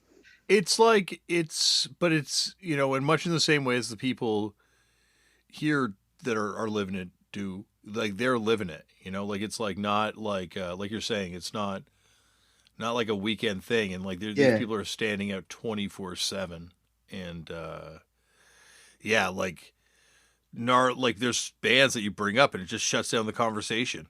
It's like Yeah. we're not talking about this. It's like, okay. Yeah. Well, Yeah. also I think like that brand of hardcore, like if you want to call it Burning Spirits or the that kind of shit, that's theirs. You know what I'm Yeah, saying? yeah, Yeah. Like when it comes to like playing tough guy shit or New York hardcore, like that's like aping another country. You know what I'm saying? Like the real dudes, they're doing their own thing. So I think Right. it takes a certain kind of person to be like, nah, I want to make a fake, Madball or whatever, where those guys wouldn't do that. They do what they Right. do. Exactly. Yeah. It's their shit. Exactly. yeah. And I guess that's Hella. the inverse here, where it's like, Madball's not trying to sound like Geezem or Right. Gauze Yeah. or Ghoul. Yeah. I tried to go all G's there. Yeah. Gestunk. Yeah. got Stunk. got Gize. Gaia. Uh, Gas. Anyway, but it's just like it's like, you can't understand corn unless you're from Bakersfield. You can't understand right. any of these things unless you're there, like experiencing it, because the way the people that experience it from there are seeing it is completely different. Yeah. And yeah, I mean, here, you would bring up like a band that's like a great band, like Bulldoze or something, and like a punk dude would like scoff, and it's like, just like, oh, meathead, blah blah blah, whatever, right? And it's just like, you never heard it, and you already have this bias about it. You know what I mean? Mhm. Like that's one thing I noticed about shit here. Like if you bring up like certain other styles to more punk oriented dude, they almost get threatened by it because they're like, no, Yeah, but I don't. it goes both ways, because I mean, like even like like how Damian was describing like No Warning dudes, like what they would think about Crossed Out or something. That all came from like the Rev board and the Mullet board and like that whole shit. And like in that era, it was like it wasn't cool like in that scene to like anything that wasn't hardcore with a capital H, that Yeah. was like just that straight edge, or every band up into a certain point, only the demo, et cetera, et cetera. And like there's like people in hardcore because like they got into it because of to find an identity, you know what I mean? But there are people Right. that there wasn't hardcore like you or me, that would be into some other kind of music. Like you have to be into music no matter what. So like Yeah. I was like still like young and like trying to find my identity, and was like falling into those traps sort of within hardcore where I wouldn't like check out certain bands because of this or that, but I would be into at the same time, like unbeknownst to them, would be getting into like jungle and like Britpop and like hip hop, Yeah. super heavy, like all this other shit that they didn't even know about. You know what I mean? So while it was like kind of stringent and like falling into those whack ass traps in hardcore, because that was like the identity that I was like falling into. You know what I'm saying? Like Yeah. the reality was like I was barely listening to that shit anyway. I was listening to like mixtapes and shit. When I got in the car, or like Everything But the Girl. Yeah. Yeah. I mean, hella. Hardcore was never my identity at all. It was just like music that I was introduced to at a young age, and those were like my first bands, and I became a part of the scene here, and I still am, but it was never my identity because there was always so much other music that I was into, even more than hardcore, always. You know what I mean? Like, Yeah. So it's I kind of always had a kind of different perspective of it because I was never like hardcore for life type dude. It's like best shows and some of the best records and some of the best memories and some of the best people and things like that. But obviously made so many friends all over the place because of it. But it was never like my number one thing. I was always into all kinds of shit. But I can tell you a story real quick though, if I can, about the division between the styles. I think it was either 2004 or 2005. I remember getting off work at my theater job in San Francisco, getting on BART and doing that walk. Damian, I'm sure you've done this. North Berkeley BART, and then you walk to Gilman. Mm-hmm, mm-hmm. Yeah, so I was walking, man, and I was going to a show, and I was by myself, and I just remember thinking, how is this show gonna work out? Because it was Righteous Jam. This is a famous show, bro. Like, this is definitely an infamous show. Yeah. So you know about this show? Yeah, I remember the show. Yes. Yeah, bro. It was. Did I talk about it on the podcast? I don't think so. No. I listened to it yesterday. No, you didn't. Go ahead, dude. All right. So it was Righteous Jams, Mental, my homie's band, Lights Out. So you got one side, right? You know what I mean? That's one side. On the other, and then kind of in the middle, you had Look Back and Laugh playing. Mm-hmm. And that was kind of like in the middle because, they were kind of down with both. I mean, you know what I'm saying? They're chaotic neutral. They're truly chaotic neutral. Yeah, I mean, you got, Tobias like straight edge. He's all with that shit. But you also got my homie from Destroy, Mark. You know what I'm saying? Yeah. No, you got on guitar. And you got Casey. You don't know where they're gonna break. And you got Casey on second guitar, and he was hella down with the Locking Out at the time and everything. I think, I assume. Yeah. So they're kind of in the middle, right? And then you had Drop Dead, and I was like, I wonder how this is gonna work. You know what I mean?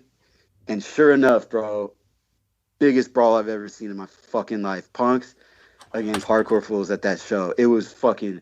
Bro, I saw the whole thing. It was the most wildin' ass shit. I mean, obviously, I never saw a CB's matinee kind of thing, but for the Bay, you know what I mean? Like, dude, it was crazy. Bro, I seen a big ass fool in like a First Blood basketball jersey, fucking sock Max from E. coli and like War Crime and shit. Max Reynard, my boy, fucking sock him so hard that his fucking eye fell out, and that fool had to get emergency eye surgery that night. Holy fuck. Dude, I seen a fool in a fucking sheer terror hooded sweatshirt literally pull. I'm not joking. I mean, the shit was already loose, but I saw a fool pull out the stop sign from out of the sidewalk. Not on some like Hulk shit. It was already loose. Yeah. But just take that shit out and just start fucking beating punks with it. Like, punks got their asses beat that night. And that was like, it was like, from what I remember, it was like someone's girlfriend talked shit to someone's girlfriend. It was like, so someone who was with Brace's crew, because this is when Brace was like war crime Brace, War crime Brace, yeah. So yeah, and he was hella young then, so he was a big shit disturber, SD back then, and Max was always stirring shit up too, always. Max was always stirring shit up. These are my boys, by the way, too. And fucking Brace was like the riffraff of hardcore though at that point, like he was like in Maximum Rock and Roll, very divisive personality. Like he started a fight at the Trash Talk show we played with Emmett Gilman, Nah, bro, that wasn't him, dude. That was Sean from Caged Animal, bro. Oh, that was Sean. Yeah, that was Sean. Sean was in he was a drummer of War Crime. He played drums in Caged Animal for a second, and then he played drums in that band Migraine. I was right. He was standing right next to me, and my girlfriend, when that shit went down. Yeah, I could tell you that story in a second. But yeah. So that Gilman show, I think it was like Max's girlfriend, someone's girlfriend in that like punk crew, talked shit to I think Connor from Lights Out's girlfriend or some shit like that. And then it was probably like a drunk punk person just talking shit because there was a bunch of hardcore people there, and they're kind of not used to that type of element or whatever, and they were mad or something like that or whatever. Obviously these people are kids, so they're not. I mean, I was maybe 19 and these people are younger than me, so like go figure. And and then the shit just popped off, and man, I swear to God, bro, man, I saw a dude because there's an Office Max like right there, and I seen like some punks get their asses beat with like shopping carts and shit, like a fool like hitting a fool with a shopping cart, and it was like, I was like, oh, so so it didn't work out because I didn't know how it was gonna work out. You know what I'm saying? Like the division between that show was great, but the brawl sticks out in my memory so much. I really like all the bands were so good that night except Drop Dead because. That fool Bob, man, I swear to God, no disrespect to Drop Dead, but that fool has called me a murderer like so many fucking times on stage. He says the same shit every fucking time. You're a murderer, bro. It's like, bro, whatever, fool. I had some al pastor tacos before I came here, bro. Like, why? Like, whatever, bro. Like, you know what I mean? That fool's always calling everyone a murderer, man. It's like, come on, man. Anyways, so that was the crazy. That little part ended better because I was like, damn, what did this dude like accidentally kill somebody or something? And No. Like, like You killed 12 people yeah. and all of a sudden they label you a murderer or It's something. It's just he always says on stage, he says Yeah. the same shit. He says, if you like eat the flesh of something that was once living, I consider you a murderer. And he'll like point. Dude, but how many times has that led to him getting into a fight? You know, like that. All respect to him for doing that, because I saw him get into a huge fight in Toronto over that. You know, I'm sure that's happened in Europe. I can't even imagine what doing that in Europe's like. Yeah, bro. Yeah, man. I mean, that fool. He's always wilding, man. But he got clowned by Seth Putnam. So I mean, I don't blame him for being mad, because if Seth is gonna clown you, man, that's probably gotta hurt, bro. I don't know, but rest in peace, I guess. Yeah, yo. The other thing, fuck. Okay, so the trash talk show, man. So I'm there with my girlfriend, and you know it was classic. You know, we're just waiting for you to play Generation. You feel me? and fucking.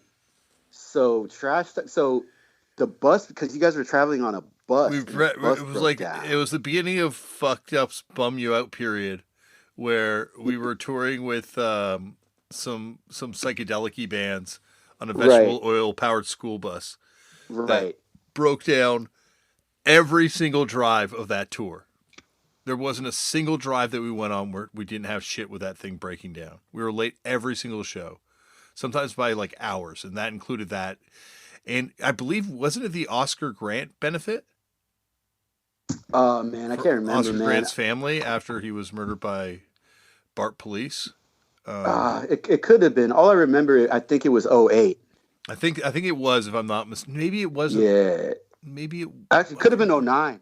I don't know. Yeah, but we were all super late for that show, and we got there. Right, and there was an issue with Trash Talk having to play super early than they were supposed to, because no one showed up yet. Yeah. And then so you guys, we let them jump on our set. We already knew them by that point. Yeah, so like Trash Talk, you guys are buddies already. So they jumped on in the middle of your set, and again, the division. You know what I'm talking about? And so my boy Sean is right next to me and my girlfriend Leah, and he's talking shit. And he said, "Oh, look at these bunch of fucking meatheads." And he said it loud so they could hear it, because we were pretty close to the stage. And one of the dudes goes, "What the fuck did you just fucking say?" And then he walks over and he just goes, he goes, "Did you just call me a fucking Muslim? You call me a fucking Muslim? Why? Because I'm black? Because I'm fucking black?" And then before my friend could be like, "No, I meant to say," it was just like, bow, dude. He just fucking socked him so hard in the fucking face. I felt like the air from like the sheer, dude, like, you know what I mean? Like it brushed right past me, bro. And my boy got fucking punched in the fucking face so fucking hard, bro. I was like, oh shit. And then he was like, it got him in the nose too. And when you get hit in the nose, like the tears kind of start to come, like no matter what, you know what I mean? And so I kind of hugged him. I was like, "Hey man, just go outside. Like, it's cool, man. Whatever. I'll talk to you in a sec." And like, I just remember like feeling like, but he was just like, "No, I meant to say," and then it was just like, bow. But then after the show, there was all this drama. And I remember seeing it outside, and I remember us taking Bart back or something. So we just left, so we didn't stick around to see it. And we didn't really want to anyways.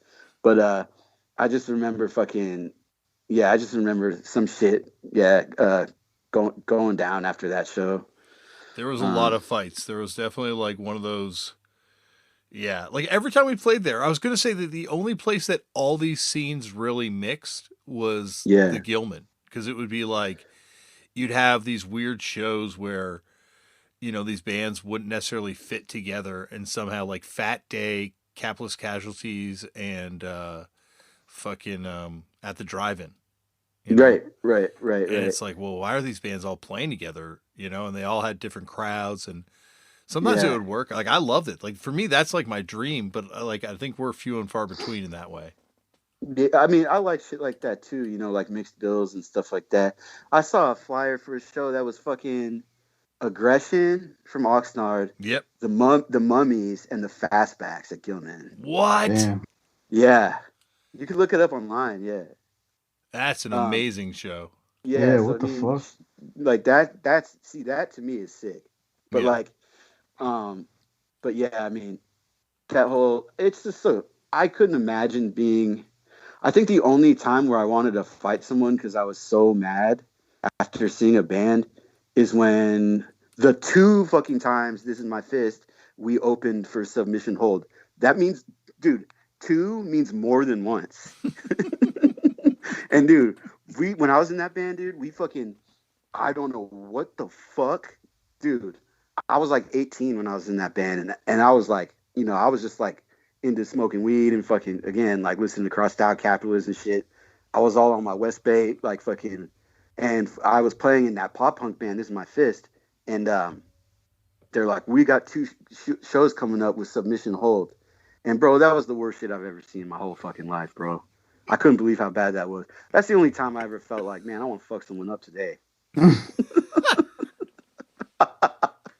Dude, that band's bad. I don't care, bro. Anyone listening to this, hey, bro, if you like Submission Hold, that's on you, bro. But you can't hate on me for telling the truth, man. I'm just telling it like it is, bro. I really hated him back then, but now I got love for him. That's cool. That's what. Did you interview the dude on the? No, I have no. And I remember Scare Tactic opening for him. Jonah's band. Maybe it was Career Suicide. I think it was Career Suicide opening for him. And they found out they were anti-Youth Crew, and the drummer, who was super Youth Crew dude back then, dressed up in like a bold shirt and X'd up, and went up to them and apologized for his attire. I'm really sorry for doing this, And they're like, "What are you doing?" He's like, "Oh wait, I'm dressed," and they're like, "We didn't know." This was 03. This is 03, so obviously I'm not sitting here being like, yo, fuck Submission Hold or anything like that. That was a long time ago. But the Gilman show was hilarious because, what's that guy? Alex, the dude who played in Hatred Surge and fucking Alex Hughes from Iron Age. Yeah, Iron Age and Hatred Surge and I think Insect Warfare too for a little bit. So that dude, his old band played Machine Gun Romantics. Okay. And it was like his first band. They were on 625. And they were kind of like a PV kind of thing. And they were on the gig. And I remember being like, I wonder how that's going to go. And there was like some crusty dude who was kind of like, not even moshing and shit, because it's not that type of music, right? Because it's just hella fast, kind of like Charles Bronson, kind of whatever, right? And like just not mosh music, basically, right? And so this crusty dude is kind of like fucking like kind of pogoing around or whatever, doing his little thing for them. And then he bumped into this Submission Hold fan, and this woman was just like, this is my space. And if you don't respect my space, there's the fucking door, okay? Like hella pissed, bro. Like she was gonna whoop this fool's ass. And the crusty dude kind of just like, oh, I'm sorry. Like he was mad confused because he never heard anything about that before. You know what I mean? He just figures like a band is playing like blasts, he's gonna go off. He never had like got lectured before or whatever, So clearly this fool only listened to the Crudo side of the Spit Boy split. You feel me? Yeah. How many of that records do you think were sold? Like 20,000? Gotta be. I don't know, man. I always think about like back in those days, like how many records people sold, because it's crazy now. If you sell 1,000 records, bro, you're like motherfucking. You're hella famous, bro. Yeah. So it's just I have no idea, man. I don't know the numbers, man. Martine could probably Did you ever have Martine on the show? No, I asked him. I don't know. He's ducking me, I guess. Oh, bro, he's got to be on that shit, I would bro. love to have one. He took Oh photos man, for Screechy Weasel, you know? yeah, hella, dude. He goes way back, bro. Yeah. No, he's Yeah, definitely he's sick ass fool. But yeah, but yeah, I don't know. So like mixed shows are like they're tight, but they're also and they can be a bad idea, but they can also be hella funny. Yeah. No, there's Yeah. definitely like so many like I don't know, for a fucked up we always take out bands that don't fit with us. We always go, Yeah. you know. And then we've been on tours where we don't fit too. And it's Right. I don't think there's ever been a tour. Oh no, we did one with Metz and Titus Andronicus, and I remember being like, "Fuck, this actually kind of makes sense weirdly." But most of the time, it's like Kurt Vile, poor Kurt Vile, man. Well, he did all right for himself in the end, but at the time, it was brutal, brutal. Like just like his fans like just kind of like staring at you. No, he kind of had no thing. fans at the time. He was opening for us back then. Oh shit! Yeah. Yeah, it was before he Fuck. blew up and became, you know, we just like loved his first record on Matador and his solo stuff before that he did. What was like it? The Prodigal I can't Son remember. Oh, okay. Yeah, I'm not too familiar. or Childish with Prodigy, is that what it's called? Oh yeah, yeah, that one. Yeah, That's yeah. it called? Yeah, that's it. Yeah, I remember. Yeah. Fucking. What was I gonna say? What was like? Both. I want to ask both of you guys. What was like a tour you did where like that shit hella did not work out? Like either you didn't get along with the fools, or like it just like didn't like just did not work out. Oh man. Well, I'm sure there's lots of bands that if you ask them about touring with us, they would be like, it didn't work out. Because it's probably Dude, it hella worked out for us, bro. We were just fucking posted up, fool. Everyone was chilling, bro. But it was different because we known y'all for hella years before then. So it was just like, we're just gonna post up and chill, bro. I remember fucking the Vegas show was fun as fuck. Because we all got hella fat. Bro, I got so fucked up.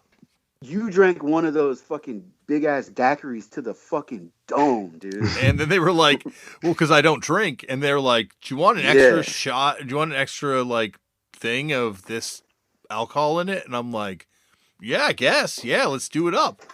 And then I remember sitting there watching some band, like some terrible like band, like Vegas Strip band play, just drinking this drink. And all of a sudden I'm like, oh my God, I am fucking out of my mind. And because I was smoking so much weed, I was crossfaded. Oh, yeah. See, you can't crossfade. And the other thing, so we got the same because we both went to the same daiquiri. Yeah, we did. That's I went. I think you went first, and that's why I followed your lead. Yeah, but what we did was, because we were drinking anyways. Like so, because we had gotten there early, so we started drinking it like in the afternoon and shit. So like by that time it was nighttime, and so we got one. But we split it with all the fools, mostly because it was just there's so much sugar in that shit. Lots of sugar. That we just thought, like so if you mix like really cheap alcohol and a lot of it with hella sugar, it's gonna fuck you. Like at the very least, you're it's like one of those things where you're gonna get a hangover an hour after you drank that shit. Yeah. So we all split it between. I think we had like 8 of us with us. Like, so we split it between the 8 of us. But you handled that whole thing to the fucking dome, dude.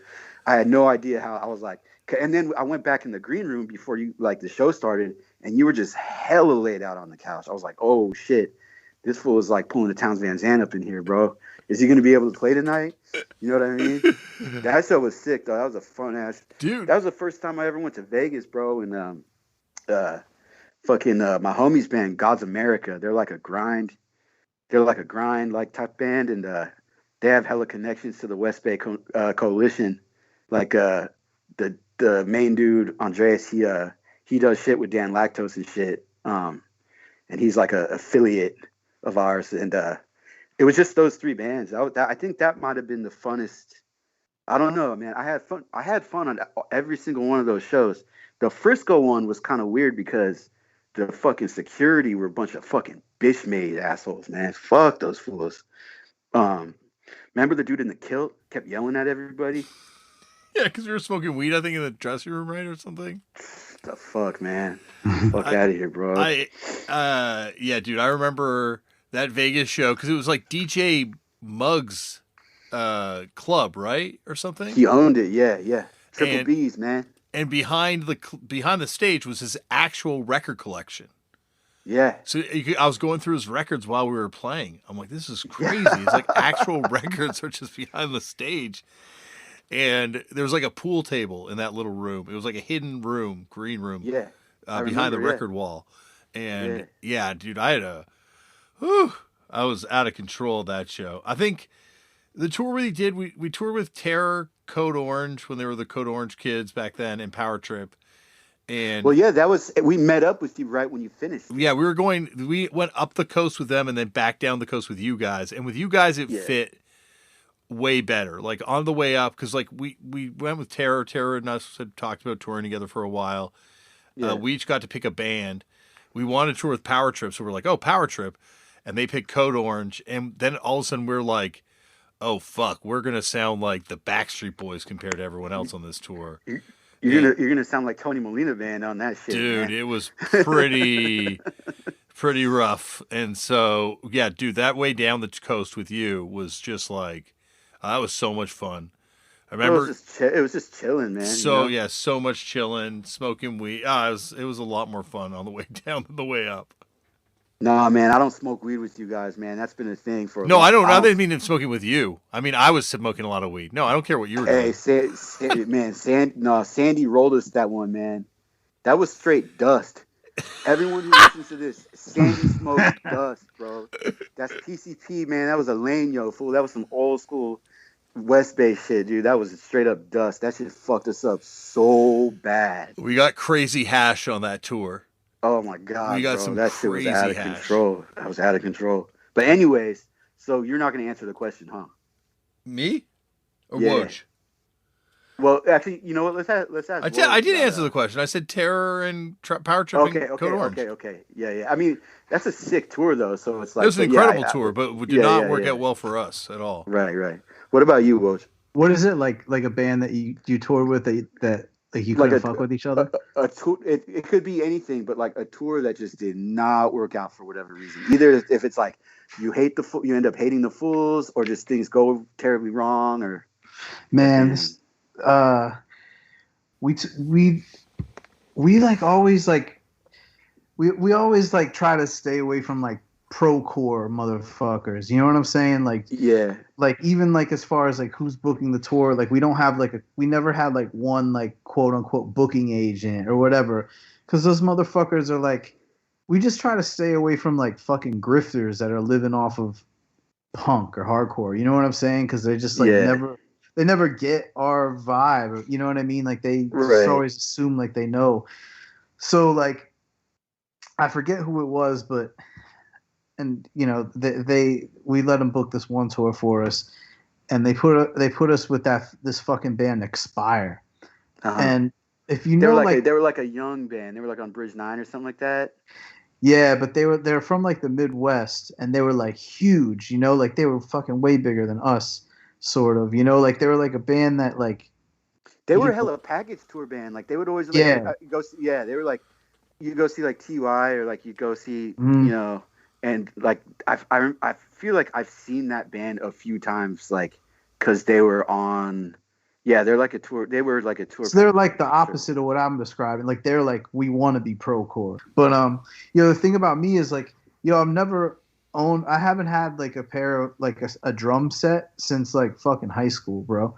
And I played drums in a touring hardcore band, right? Like I don't even know like Damian, like I'm pretty sure like my drum set from high school is in Phil Leone's parents' garage.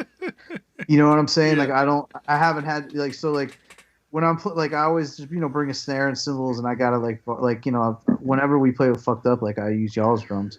So I like had to ask the one dude to use his kick pedal from Expire, and he would like throw a hissy fit and like freak out because he's like, we were like playing above them because like, yo, we've been a band for mad long. Like, y'all are fucking some, you know, new to this shit. And he would like, I was walking away like after getting like his drum pedal.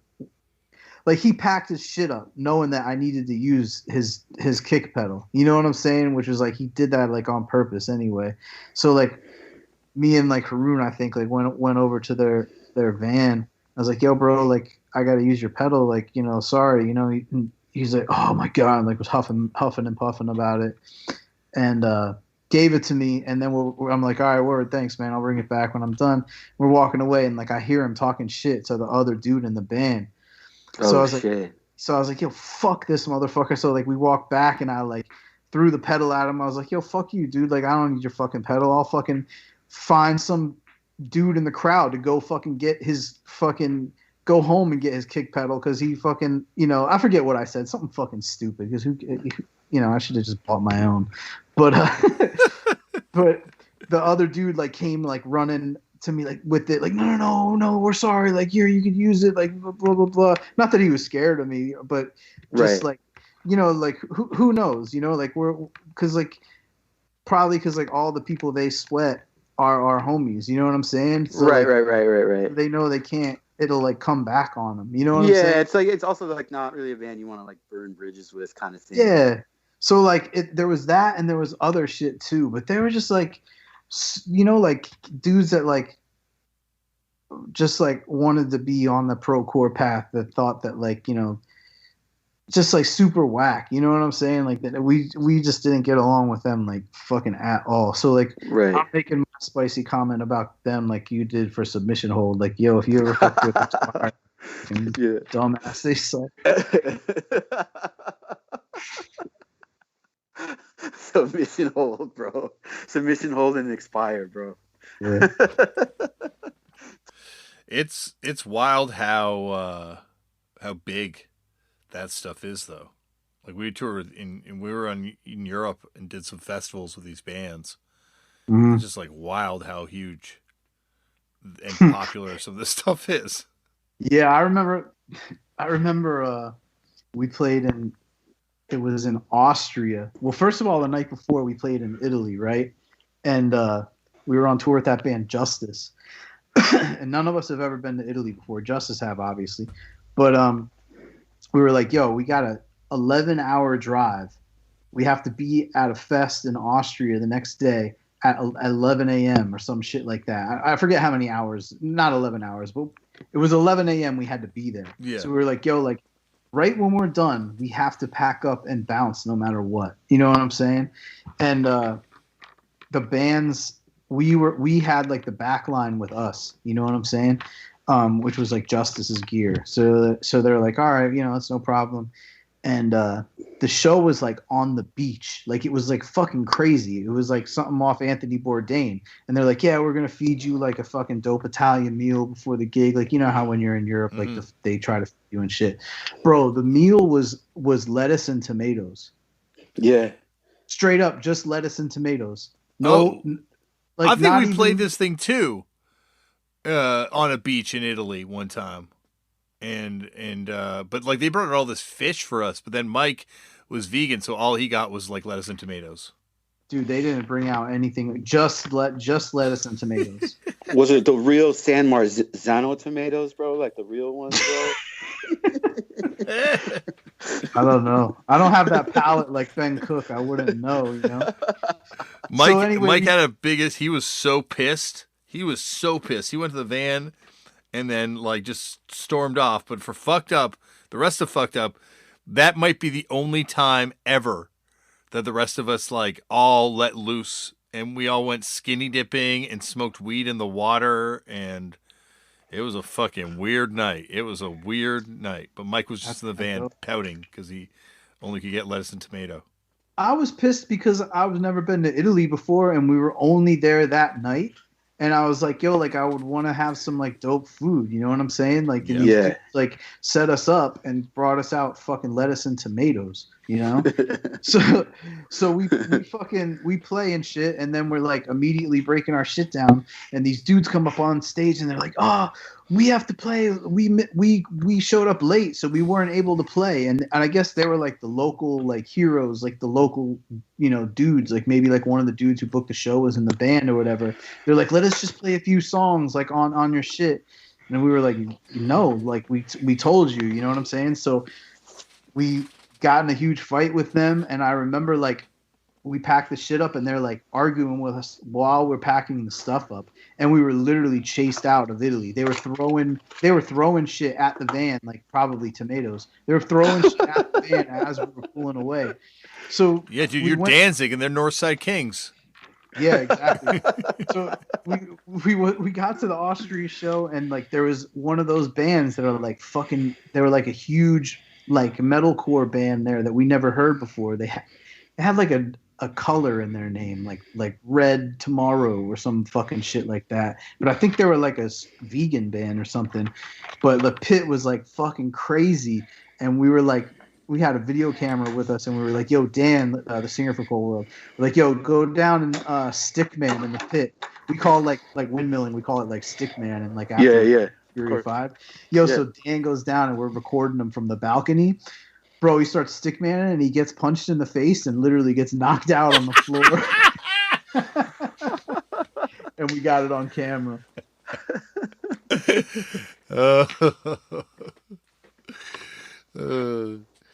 Oh man, I wanted to ask you, Tony. Like you were saying before, how like like hardcore wasn't your identity and shit. Well, like like when you're with your solo shit, like where did that sound come from? You know what I'm saying? I've been playing that exact same type of music for as long as I've been playing hardcore, which is 2001. And I grew up. Me and my friend Bo, who I've played in almost all my bands with, we've been like, really close friends since we were in first grade together. Learned how to play guitar together when we were kids, and we always played together since like fifth grade. And when we were in fifth grade, Green Day was popping because this is like 1994, and Blue Album came out, and we loved the Blue Album. And I kind of learned how to play guitar to the Blue Album when I was a kid, and I suppose that kind of came out in some of the music that I've written for sure, which I regret now, but what can you do? But the main thing for me was when I was 16, I got a Fastbacks album, and that's my all-time favorite band. And that band kind of taught me how to write like pop songs and stuff with guitars. And it's been my main influence since I was a teenager, and still is. I listen to that band every day still.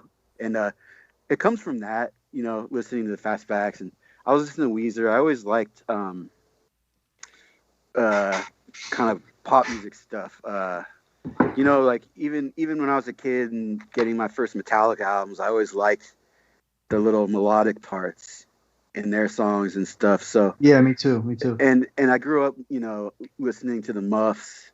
That's another big, I've been going to see the Muffs since I was like, rest in peace, Kim, since I was like 14 years old. And obviously Lookout Records had, bands that had a lot of melodic sort of sensibilities, and I took things from it that I liked. So like I'd have like a Queers album, but like there would be like any Queers album will be like, we'll have a song called like I Can't Stop Farting or something like that. But then there'll be like this ballad on there. Deborah Jean, exactly. And so like that kind of stuff always stuck with me, like melody. And I grew up listening to the Beatles. That's like, besides the Fastbacks, that's my other favorite band. It's like first music I ever remember hearing as a kid. So they always stuck with me. So I always just wanted to push this idea of melody within pop music but I didn't want it to be like straight pop punk because of the limitations of that stuff. And I didn't want it to be straight alternative rock because of the limitations of that stuff. And then when I was in high school, I discovered indie pop. And that was like a huge huge thing for me because I realized that like there's DIY music outside of hardcore and punk. You know what I mean? Yeah. So like you know, I got my first like Slumberland like couple like Slumberland CDs. There's a band. There's a band from here called the Eiler Set. There's a great. Yeah. And so they you know, when I was 16, that's when they put out that second album, The Last Match, and I bought it when it came out, and it just blew me away. And through that band, I found out about this band, Dear Nora, which is also a life-changing band. Like, taught me a lot about songwriting at a really young age. I don't know them. Oh my god, dude, Dear Nora is incredible, bro. Okay. Incredible, just like lo-fi, like just incredible pop songwriting. Again, without without these like, you know, Mass Giorgini overproduced slick drum sound kind of stuff, like the Queers and things like that. And so when I heard that stuff, man, it was like a game changer. And then, you know, and then Slumberland also at the time, they released the 14 Iced Bears discography, and I got that. And so when I got that CD, it opened like I found out about Sarah Records. And so when I got into the Sarah stuff, I found Heavenly, and then when I found Heavenly, you know what I mean, and then you find the Pastels, and then I found Rose Melberg, you know, and like, you know, Tiger Trap and Ghost Sailor. I actually already knew Ghost Sailor because I knew Paul from playing shows with his other bands, and obviously he was at Maximum Rock and Roll, which, you know, I was hang out there when I was a kid. So I basically realized that there's like this way of doing melodic music without the like really shitty limitations and overproduction of generic pop punk. You know, all that stuff has its virtues completely.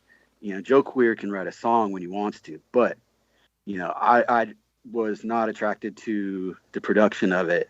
And then once I started smoking weed, once my straight edge band broke up and I started smoking weed and shit, you know, me and my friends, we got really into 60s stuff and kind of stayed there. And that's like my actual favorite music, you know, like just like 60s, you know, like 64 to like 68. I don't know. I mean, 71 if you want to be like hella technical with it. Is this like garage type shit? Or I mean, like... yeah, I had all the Nuggets boxes, but more like the like UK psych pop kind of. Yeah. Okay. You know what I mean? So we would listen to I got the Kinks, Village Green Preservation Society. I got Arthur. Those kind of changed my whole world around, and then I got got deeper and deeper into more 60s stuff. So I discovered bands like The Move,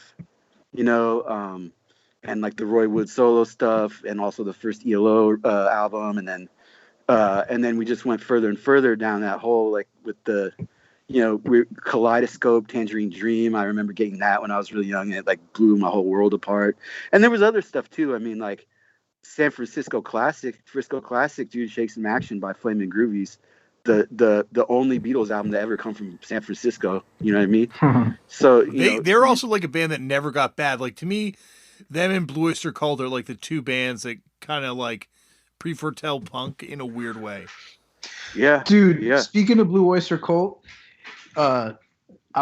you're like your little fan fiction. I had a fan fiction after listening to your interview the first time where you were dissing straight edge power violence. Like I thought, bro, it's an oxymoron, bro. You got to be a fader if you're gonna step to that shit. Yeah, dude, yes. So I had like a scenario of fan fiction in my head of me texting Cece, Chris Corey, and be like, "Yo, dude, what's up? This like certified like Bay power violence dude is dissing straight edge power violence." And like I like made up him responding, being like, "Yeah, well, he could have his Weezer band or whatever," like saying something about Weezer. So like one of the first things you saying at the Blue album, like kind of like it was just pivotal for us. Fanfic for me.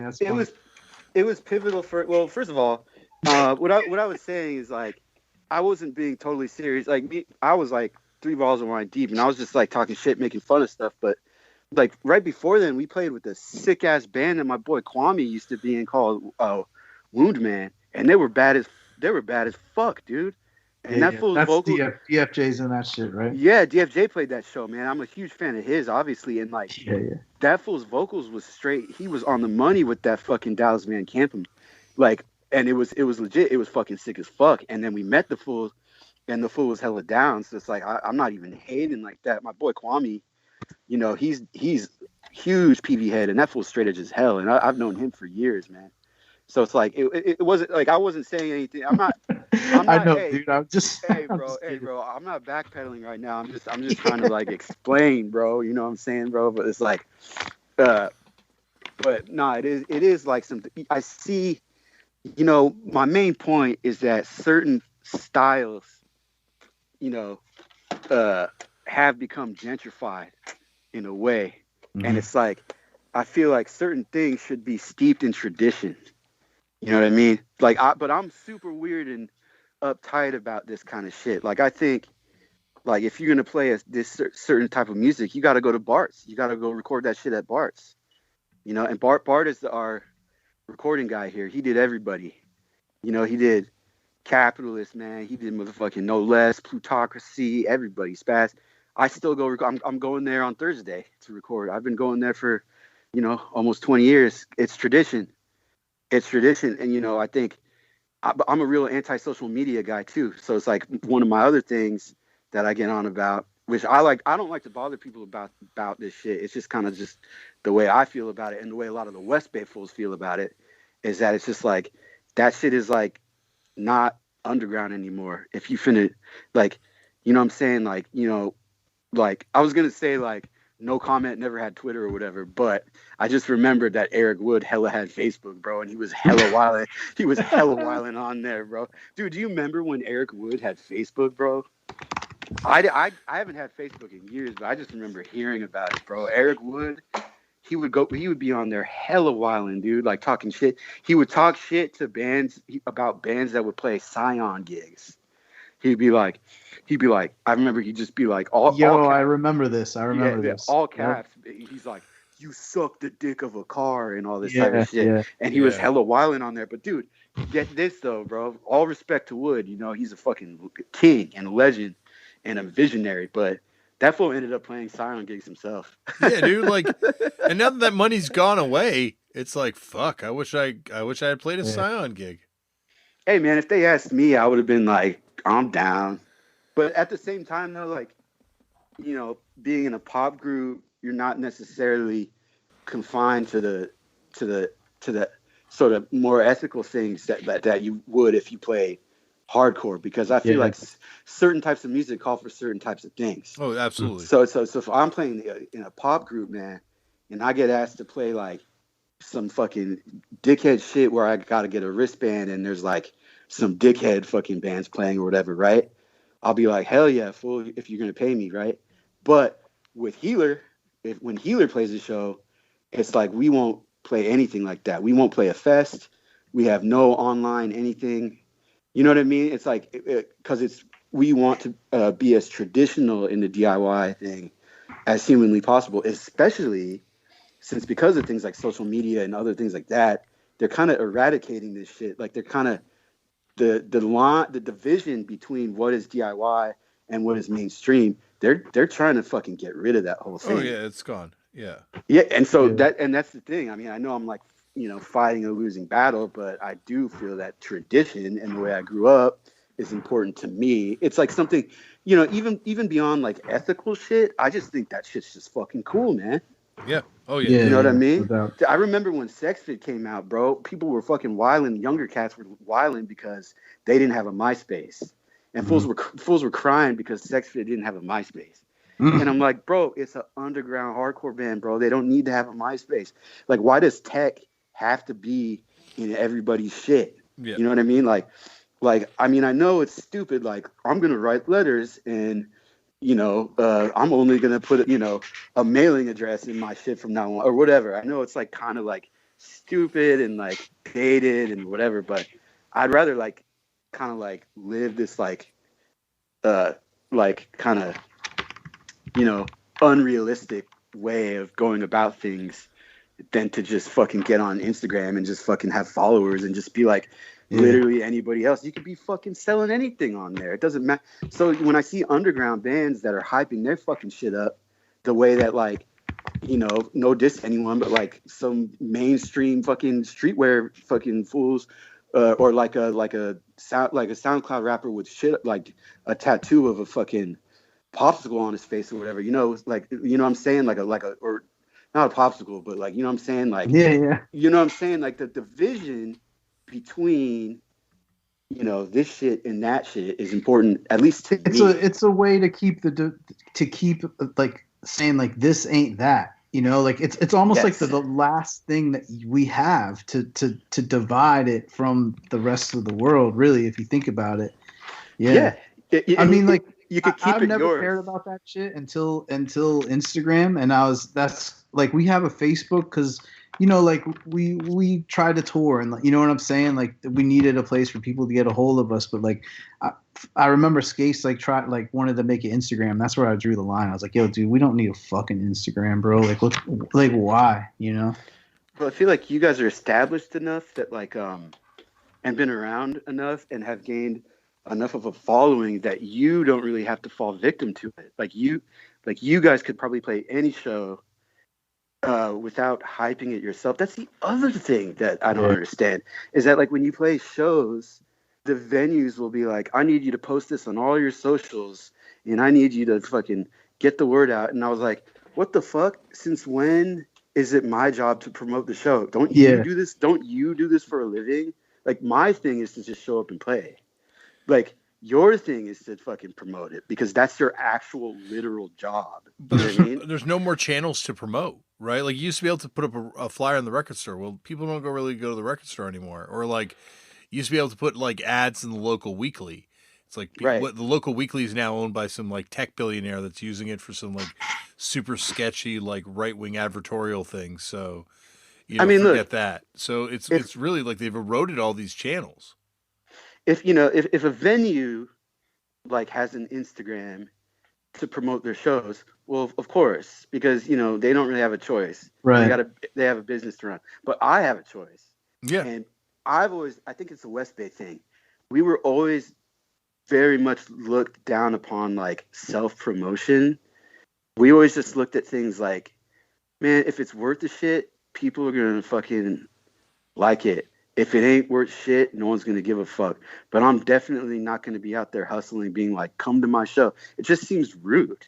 Yeah. You know what I mean? It just seems rude to do that. And like that type of, like, narcissistic self-promotion is everywhere now, even in hardcore, which is allegedly underground music. And it's just like, I don't relate to that.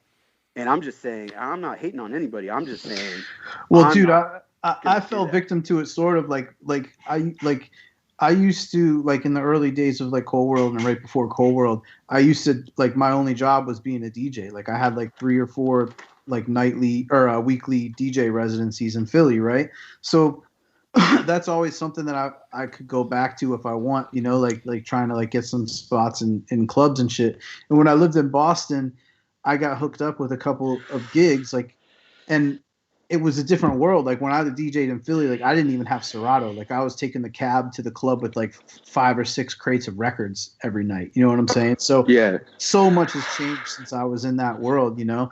But I like got, like, you know, like, I was still, like, a super good DJ and kept up with all the shit, and so I was killing it when I was in Boston, like, in doing the thing. But it was everything else I didn't do that was expected of me by the club, that it wouldn't, you know, they didn't fuck with me because, like, they didn't see, like, that I wasn't, like, bringing in my crowd, and I wasn't, like, posting it here and there and that. I was like, yo, dude, like, what?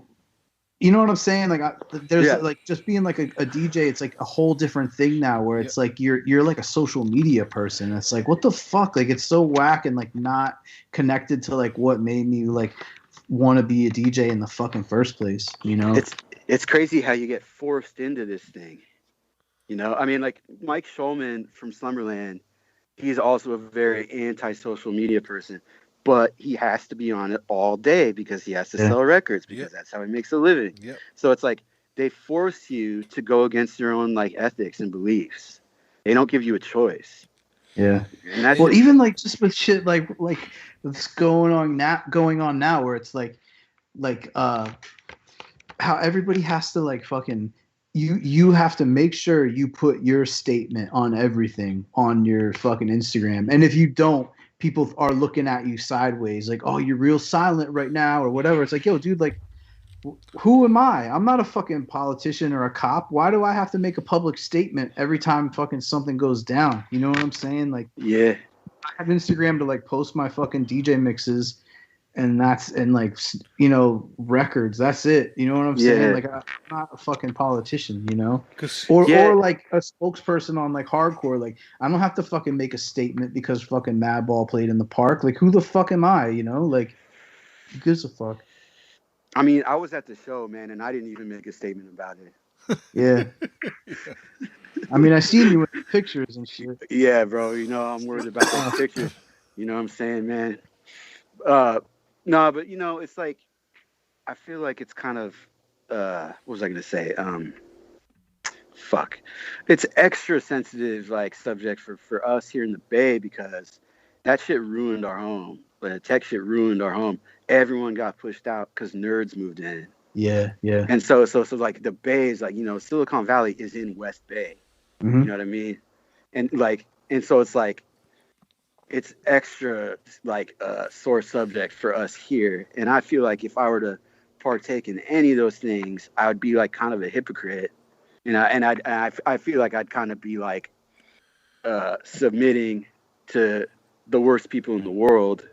You know, ain't nothing worse than nerds with money, bro. Yeah. Fucking, but see, nerds used to be cool. These are the bad kind of nerds. Right, right. Yeah. But fucking, and so you know what I mean? It's like families getting pushed out, people getting evicted, nerds moving in, fucking bringing up the fucking rent, and also like taking away people's privacy away and taking away people's like ability to have their own ethics and exist in the underground scene. You know, like they just gentrify the fuck out of every fucking thing, and they don't even give you a choice. You know, I mean, dude, when I deleted all my shit in 2016, and there's a big difference there, man. Is like if I still had all that social shit up, if I played a gig full, that shit would have been sold out. As soon as I fucking deleted all that shit and I did a regular gig like anything else, not even half full. It really has that much of a of power. Because this our whole culture has shifted, right? Like this isn't like we you know, like you can't get people to go back to something that's less convenient. Yeah, exactly. Yeah. Like, well, that's the thing. Like you know, like I don't have to. Like to me, like posting your every fucking thought on your Twitter or Instagram is whack. But I also understand that a young person, that's like the only form of fucking self-expression they fucking have. You know what I'm saying? So like I understand it. You know, but on the other hand, though, it's like you're stealing away someone's power of having their own self-expression. You're profiting off a young person's they're self-expression. profiting. Yeah. They're profiting off every argument, you know, and the idea that like the early days of social media, you had a bunch of intellectually, you know, curious people that could have their minds changed, you know? So the idea of like online debates was something that kind of existed, you know? Yeah. Now it's just like feeding this beast, you know, like the idea that like you're going to change someone's mind. They're thinking the same thing on their end. They're like, and you're both kind of like just, they found a way to monetize it now, and it's changed. I don't know. It's really kind of changed discourse in general. I mean, dude, Damian, I was telling you on a conversation the other day, like just like, you know, like I work in like the streetwear and sneaker world. I don't know if you know that, Tony, but like, so like I have to kind of pay attention to that in that shit. And like, also like, you know, just like the people I meet and kids that I work with and stuff, like I'll check them out and I'll see what's going on with this like kind of kid. And it's like, yo, they like their whole like existence is just like being a consumer and just, you know, like just the cycle of whatever bullshit job they work, whatever like they could buy and sell to buy the next thing, and that's it. And the only reason they're in it is to post it on Instagram. And I'm like, yo, man, these kids are caught in this like. It's like, have these kids even fucking read a book, man? Like, it's fucking crazy. I just wish there was more of a thing where it was more of a clear thing to be like, yo, there's options here, man. Yeah. You know what I mean? Like, you you can go that way, but there's also this over here that you could do this too, you know? Like, and I think though that people are starting to, you know I get kind of wingnut when I get into this conversation, and I try not to talk about it as much as possible because I know there's like a fine line where I'm making sense and then I just turn into a wingnut like Punisher or whatever. But it's like, I think younger people are going to fucking eventually fucking realize like, oh wait, this shit is like hella manipulative. It kind of like, it weirdly controls like people. Like, I feel like it promotes infighting among friends, and you know what I mean? It's like, and then, you know, I don't think that Zuckerberg is like the solution to anything. You know what I mean? You know, like, I think people are going to realize that eventually, you know?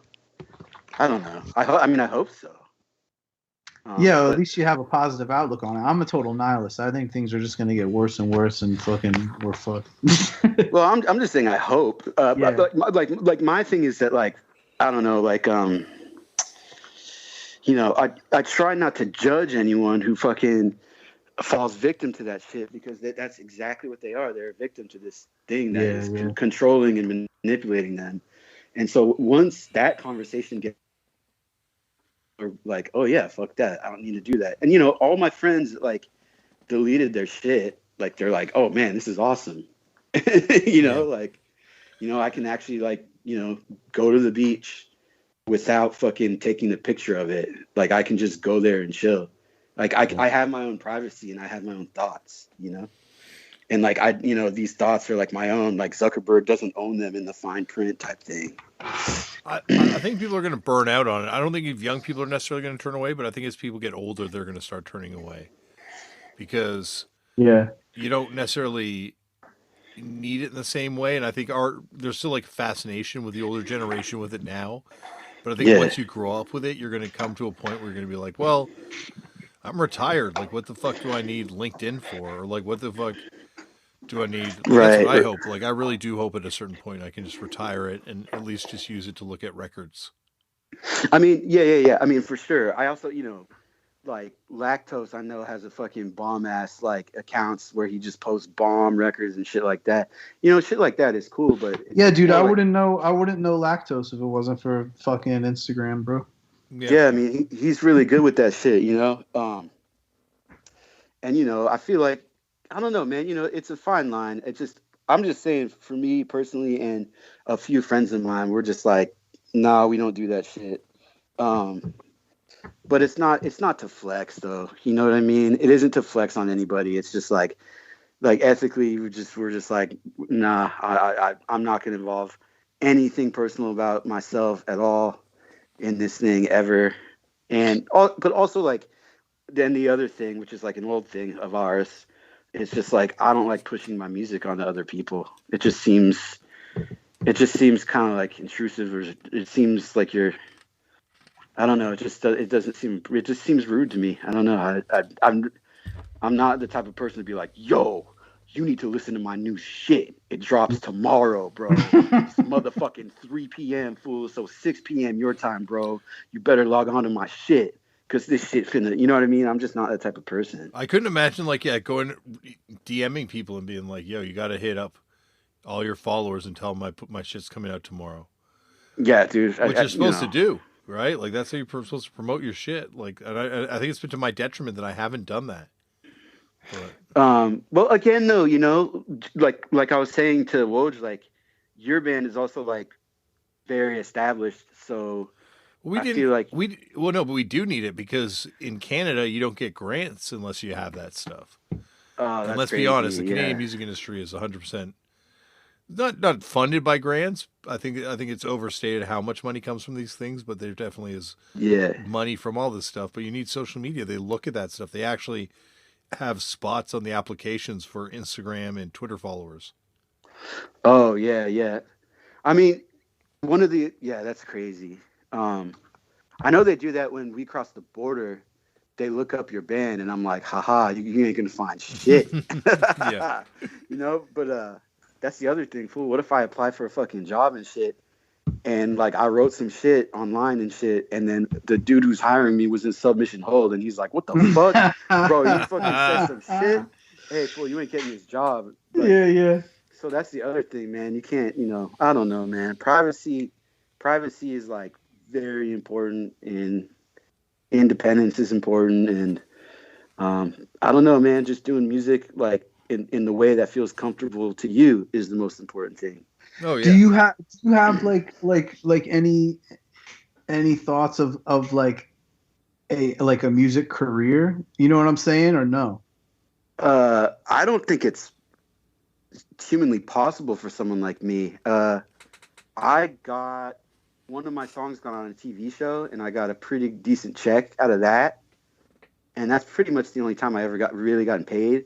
And so I'm thinking, if I just keep recording, and if I never stop recording, maybe more opportunities like that will come up where it's like, 30 seconds of music as a fucking theme song for some show, and I just get a big ass check and I get royalties. It's like, I mean, that's what I've been coasting on for the last like year or so.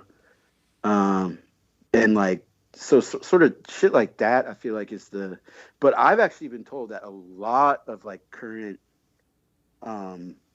sort of indie or whatever you want to call it, musicians, depend on that kind of stuff. Yeah, I can see that for sure. Yeah. Like, I don't think it's much as a payday as it used to be. But like for a while there, like there are certain groups that, like look at Spoon. Spoon had one song that probably floated them for years. Yeah, for sure. I mean, Punch was on that HBO show Girls. And bro, I think they got like 10 grand out of it, but my shit was, they only played the song once, and my shit was the theme song for the whole show. God damn. So I got, and Steve Buscemi's in that shit. So I'm like, fuck yeah, Tony Blundetto, bro. And so I was like, okay. And so I got a fucking big ass check, and I like, they, every quarter I keep getting money from it because it like switches networks. And wow. So like, damn. Yeah, so like I got lucky there, and I'm hoping like that, because it's nice to make a little. I mean, Spotify makes it impossible for you to make any money, and fuck Bandcamp, fuck those people, dude.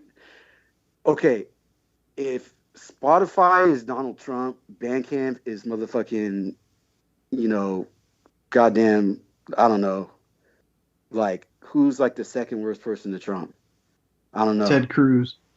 Yeah, they're Ted Cruz, bro, because they're another tech gentrifier company taking money from people, but they piss me off the most because they pretend to be all DIY. We're about the community, blah, blah, blah. It's like, nah, fool, you take money from fools, because I've never fucked with Bandcamp before. Slumberland had a Bandcamp for me that Mike did himself, so he could, make his money back from the records he put out by me, but I made my own. I put up the oven stuff because our friend Scott Rogers, who was like a, OG fucking, this fool's so OG. He used to tour with Blast in '87, bro. He's a Santa Cruz fool, but he got stage 4 cancer, and he's a dude who helped out. He books all the local shows out here, like more like the small like punk kind of shows. And so I put up the Ovens catalog to raise money for him. And those Bandcamp motherfuckers take so much money, bro.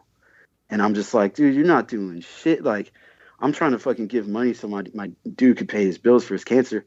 And it's like, it's like, this ain't DIY. This is like some tech. It's the same shit. They just like lie about it. Yeah, yeah. Just because it's not as bad as Spotify. But I mean, dude, what is as bad as Spotify? You know what I mean? And so it's just like, I could never make a living through music because of ethical reasons.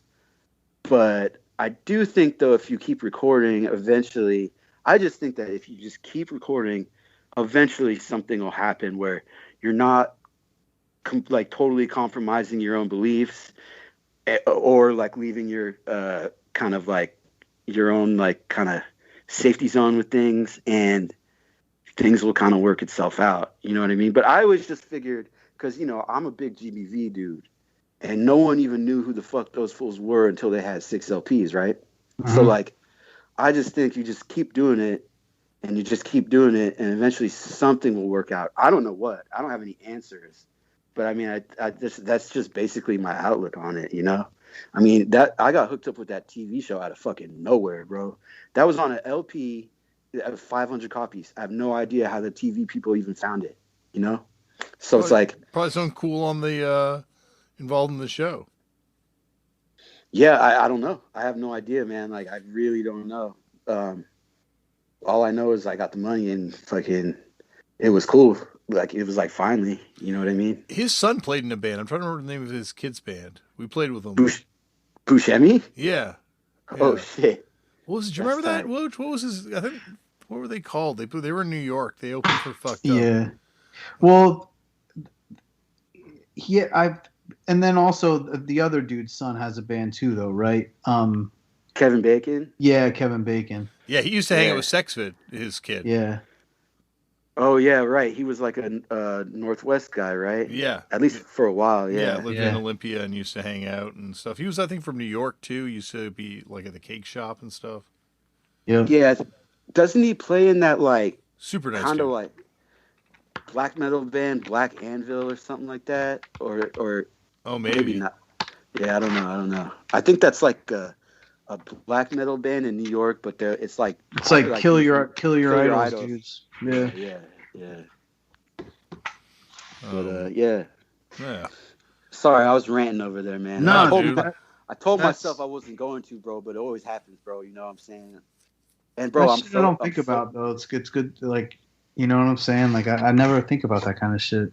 I do in a sense, because just like, like you were saying, like, how many fucking Crudo Spitboy fucking splits sold, like, and I think about that, like, compared to now, it's like there's a whole, like, that's like kind of like where I'm bummed on music on a whole, because like all of the like stuff connected to it is gone. You know what I'm saying? Whether it's the records, the magazines, the radio shows, the DJs, the movie, like everything is gone except for the person making it and the tech.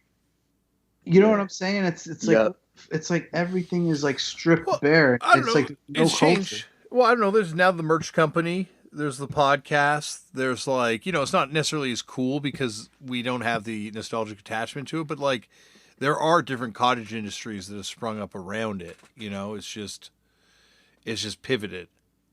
Right. Fools need to get crafty now with shit. You know what I mean?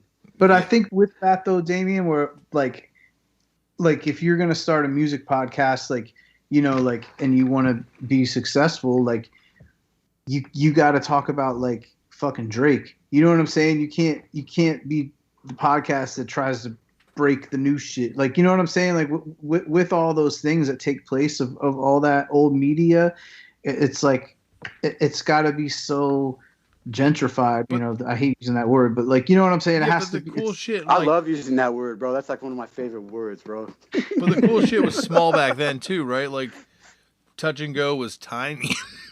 Right.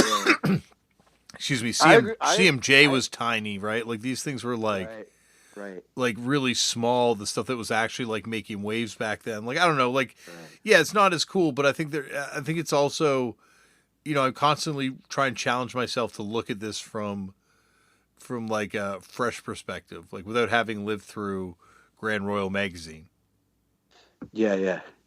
Right. I guess there's just like with whatever took place of magazines and shit like that, there's less of an incentive to break interesting and new, or like just like, even just like stupid shit, like how like, like there used to be like that show on the Sci-Fi Channel about comic books and shit, and they'd like show like X-Men and like that kind of shit, but then they'd also like show like Dan Clowes and 8-Ball, and you know what I'm saying? Like there's no, like, you're not going to be like seeing a thing about fucking the Avengers nowadays, and then also the next thing they're showing you whatever the cool new underground comic is in the next segment. Like that doesn't fucking exist now. Yeah. I don't know, because there's no incentive for them to, like, I don't know. Yeah, it's really weird that like how dominant comic book culture is now. Like that's the one thing that I'm like, wow, this is like comic books have almost become like the new mythology in like a very real way. Yeah. Like who the new Captain America is like a news story and like a real big deal. And it's like at one point that was just really the realm of like the people that read comics. Just comic book people, yeah. Yeah. But yo, you know what? Another example I could think of is like I'm a big Howard Stern listener, and like it's like a reflection of like, he's obviously like washed and dated and shit, but at the same time it's like a reflection of like what's going on as far as like, if they'll bring up music, like what's being on the show now, it's like super popular shit, only the most like, mainstream Hollywood shit as possible. And sometimes they'll bring up something obscure from back in the day, and like they'll forget like they were even on the show, like Typo Negative, and he's like, what, that guy was on the show, like just like certain shit that would bubble up back then that like would never bubble up and hit the mainstream now, Right. Like even the thing like Tony, like you were saying, like there was like that like Christian death metal band that you knew of that got like mentioned on the show, like dumb shit like that, like for some reason in the 90s and shit, even like Buzzbins, like bro, like I saw Shudder to Think on MTV, you know what I'm saying, like what the fuck, like there isn't that now, because there was a mainstream back then. There's no real mainstream anymore. Like there is obviously really popular shit, but like everything's really culty, and these people aren't celebrities so much as they are deities at this point, right? Like, and you just have everyone that listens to Howard Stern, like it's not like Howard Stern has sort of like casual fans anymore. Like anyone that listens to Howard Stern now is like a deep Howard Stern head. Only the diehard remain. Yeah, only the diehard remain. But it's like that. It's like that with the Best Show. It's like that with everything now, right? Because there's I don't know. There's just no mainstream current for people to pick up on things from. Yeah. Everybody has their own thing, and they have their Patreon, and your money goes right to them, and you get to fucking DM them. It's fucking whack. Yeah. Hey, yo, speaking of Patreon, bro, I'm going to talk spicy real quick, bro. Hey, man, Brace Belden with that silly-ass podcast he has, bro. That fool makes more money than every musician I've ever met. Oh, dude's doing all right, yeah. Hey, bro. Man. That shit ain't cool, bro. That shit, you better write a riff, Brace. Yo, I would be the first guy to hate on him if he didn't go and, he went over there. He did the fucking Orson Welles, not Orson Welles, what's his name, who wrote, what's his name, who wrote 1984. Anyway, he went over, served in the army, did his thing, and now he's come back and he's found a way to monetize it. I'm waiting for that Tobey Maguire movie, right? Like Tobey Maguire's supposed to play him in a film, I heard. Well, last I heard, he told like all of them to go fuck themselves, and he said he thinks they might do it without him anyways, without his permission. Yo, who are you guys talking about? I don't the dude even know from War Crime. You know about that? Nah. Oh, dude, this is a wild one. Do you remember Brace from War Crime? He wrote for Max and Rock and Roll. He was like the riffraff of like that scene for a minute. Like he was like on the Herps board. It was like. He was like enemy number one for, I remember, a period of time. Okay. And then he went over and, well, you probably know more details. You're friends with him, so I don't want to. Yeah. Why don't you take over, Tony? Yeah, so basically, man, the dude, well, he was like a big-ass fader for a long time. And he got sober and he got really into politics. That dude's always been like, super, super intelligent. Really smart. Super smart. Yeah, always. Even when he was like mad young and he was like stirring up shit, he was still like way smarter. Too smart for his own good type vibe. Hella. I know a lot of people like that. But yeah, Brace. And then he got really into like local politics, and he got really into this like socialist thing. And after he got clean, also, yo, when he was a fader, bro, do you remember that small time period when he became like a Terminal Boredom Garage Turkey. Remember that era of yeah. Yeah. That was his Max Rock and Roll evolution when he really got in with the Max Rock and Roll people. Yeah, that was bro. the next step. Dude, that fool! I remember he had one column where he talked about getting chased out of a No Bunny show. Yeah. I'm like, bro, that's hilarious, but also like, what the fuck are you doing at a No Bunny show in the first place, bro? Fucking grown ass man, dude. What the fuck? Anyways, though, so he, without telling his partner Jen, he just booked it one day to Syria, and he joined like this crazy like army out there to fight ISIS. And he was in Syria fighting ISIS and shit, risking his life, like shooting at fools and shit. Yeah, he joined up with the Kurdish army and fought. Fought in Afghanistan and like. What the fuck? Yeah. Dude, legit fought and like. Yeah. Was he like writing the whole time too for like something back here? He might back in have America been. Or something. I mean, he might have been. I know that like anytime he found a spot that had any type of Wi-Fi, he would make all these funny ass videos, even still out there. Yeah. And I remember seeing those, and I was just like, holy shit. I was hella worried about it, man. I was like, this fool's gonna get shot, bro, or like blown up or some shit. And I was like, I can't believe he did that. And then when he came home, bro, fucking, oh man, it was hella fucked up. It was hella fun. Dude, this is how much of a fucking prick this dude is, man. Fucking, he comes home, and my boy Max Wickham, who I was in that band Cage Animal with, it was his birthday. There was a birthday party for him at this bar in Frisco. And I had just come from my friend's brother's funeral, so I was wearing like funeral clothes still, but I had a Harrington jacket on, man. Okay. And I'm not really a big Harrington jacket, but it was my girlfriend's, and it was the only like nice jacket I could wear because I didn't really have dress-up clothes, and I'm going to a funeral, right? So anyway, I show up to the thing, and I see Brace when I walk in, and I just walk up and I just give him a big hug because I was like, dude, I was worried about you, man. You made it home. And he's like, yeah. And I see you became a fucking skinhead overnight, just like everyone else. You fucking dissed me, dude. Like fucking within 5 seconds of being bad. Like when I saw him, bro, I was like, man, fuck this fool. But anyways, still that dude. He's amazing. He's so what? Sharp. He has a pod. He like started a podcast about it, or what? He started a podcast to expose the Epstein shit. But the thing is he started it before all the shit went down. Like I remember I was going over to my boy's house and I saw him on the street in the Mission. I was like, "What's up, fool?" And then he was just like, I was like, I was telling him about that 976 gig that was going on. And I was like, you better come, fools, West Bay Coalition, because he likes all that shit, like Pluto and all that stuff. He always loved all that stuff. So I was telling him about it. He's like, all right, man, I'll try to come. I was like, what are you up to? He's like, oh, I'm doing this podcast, man. And he'd been doing it for a while, but he started doing the Epstein podcast before it was like, before the arrests, before everything. Like, he called it. And it's really strange, but the podcast became huge. Yeah, it's called True Anon. It's like one of the huge one of those big left podcasts. Yeah, I've heard about it. Yeah, and he it goes over my head. Like they talk really fast, and I'm not a huge I don't really follow Jeffrey Epstein or like crazy politics shit that fast. I'm also not a big podcast guy that much. I just forget to listen to them a lot of the times. But it's hella good, and it got huge, man. And he's making bank now.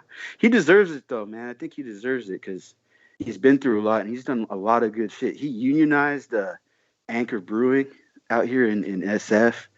He's done a lot of good things. He's fucking one of a kind dude, man. You should have him on the motherfucking podcast, bro. Yeah, for real. Yeah, no, I haven't. I just haven't run into him in years. Yeah. I haven't talked to him in forever. Okay. But yeah, I'm looking at. I remember this war crime record. I'm looking at it now. Okay. Well, dude, I remember your boy CC fucking hella clowning him on the Terminal Boredom board back in the day.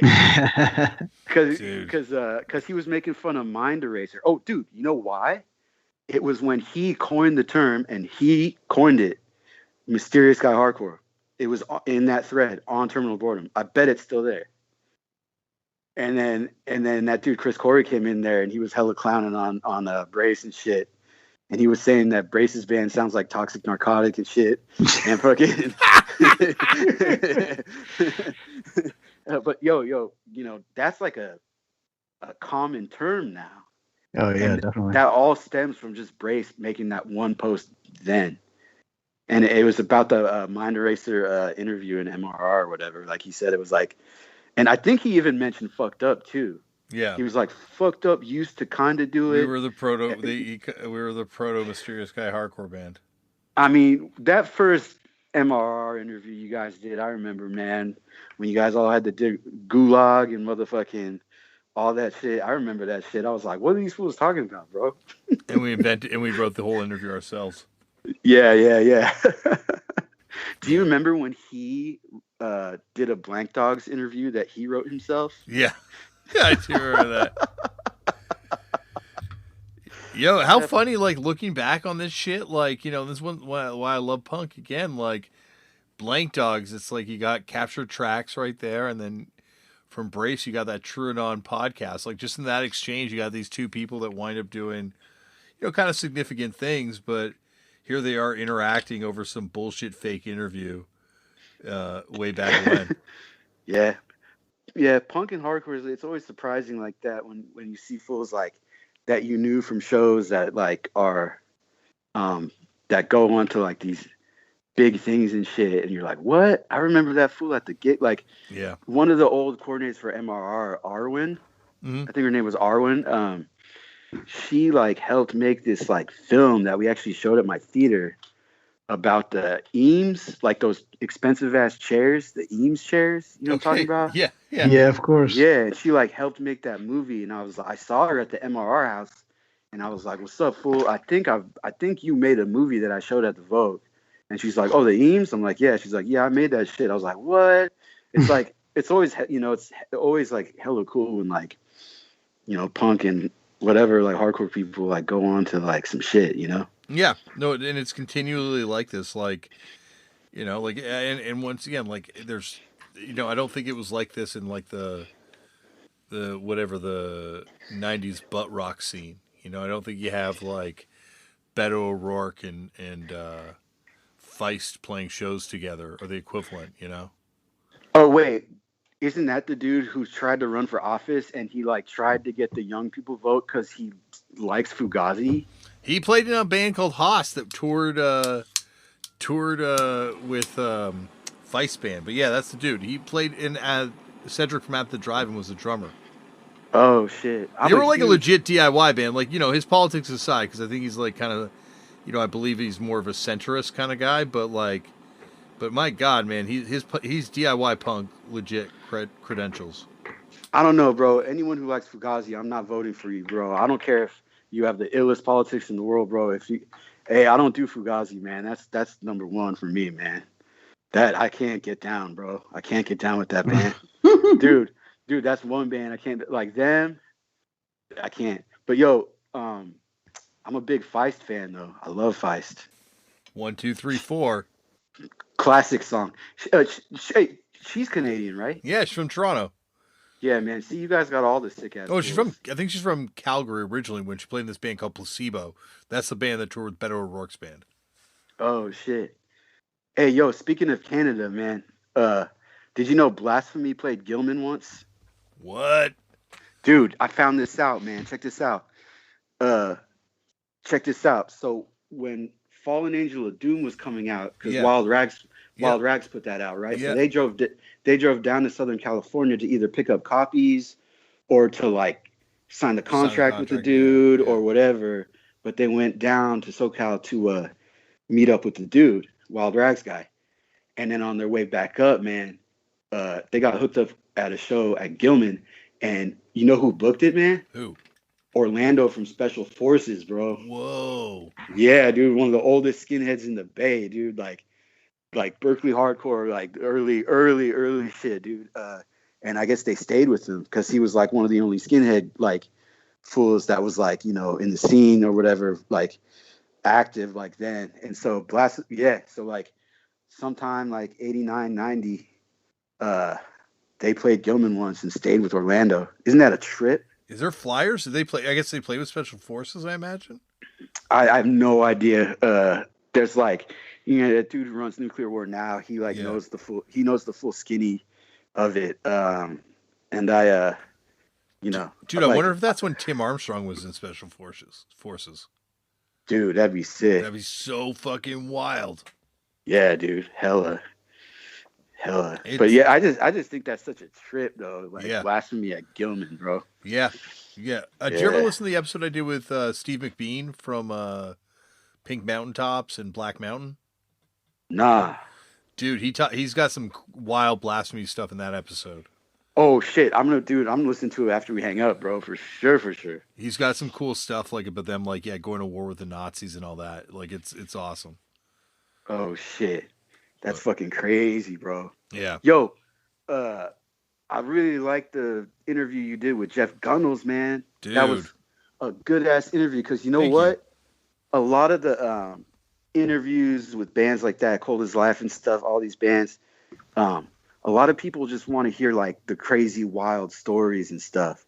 And for me, I always thought they were a hella interesting band because they were like a punk band first, and they kind of like, you know what I mean? Like, and like just the whole roots of like their whole musical roots. And you touched on it more than a lot of other interviews with them. And like, that's exactly what I wanted to hear. Cause it's like, I just love how it was like punk first. And then they ended up like, you know, making like, you know, the sickest like felony metal record of all time. You know what I mean? It's like, it's just like, I like the whole history of it. Like, you know what, they started in like 87, 88 or something like that. Yeah, 87. The first demo's out in 88. And they're like, and it was just like GBH, like Discharge, like meets Negative Approach type shit, right? Yeah, and like how they connect to like that whole kind of like Detroit punk, Detroit rock kind of holdover scene that was going on there, and also obviously the Oi stuff they connect to.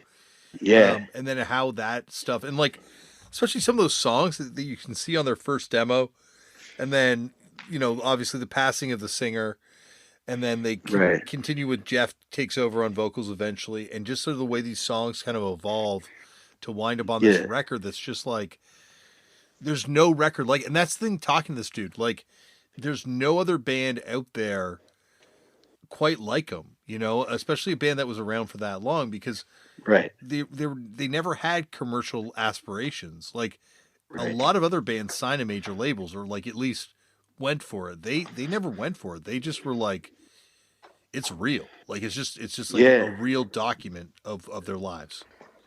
Just like and like real underdog shit too, you know. And like that's my favorite shit, like the underdog shit. I mean, that's why I'm so obsessed with Guided by Voices. It's like underdog shit. Like no one gave a fuck about us, but we just kept doing our thing, you know. Mm-hmm. Like that's the inspiring shit for me, man. I love that type of shit, underdog shit. Yeah, no, they're the truest one, man. Like and I love how they always rep punk the whole time, you know, because a lot of hardcore is like, you know, fuck punk and kind of like. But I always like when, you know, they're on a Feisty Cadavers split. Like how sick is that? Yeah, exactly. That's definitely like the bridge between them and like the New York bands of that era as well. You know what I'm saying? Like, yeah, you know, yeah. AF liking them. I think AF's the band that really brings them in from what it kind of sounds like. And that would make sense. It kind of seems like when they invited them to New York to play for that first time is like when they really kind of were like, okay, like this is for real now, like outside of our town, like this is legit. We can like actually really do this kind of thing, you know? Mm-hmm. You know, playing with AF at CVs and stuff like that. I'm sure that was like, you know, a huge deal to them at the time, you know? Oh, at that time too. Like that would have been like real deal as fuck too. To like that show would have been a hairy show. What era was that? Was that like One Voice era maybe, or? Yeah, like what? Sorry, go on. I was just asking, like, when that show might have happened, that first Cold as Life AF show at CV's or whatever, first one. What is it? Was it like It would have been 90-ish, 91-ish, maybe. right? So it's like right when like Anderson joined, kind of thing. Well, no, because I'm trying to remember because in the episode he talks about because Ron was still alive when they played there the first time, and Right. so when was Ron murdered?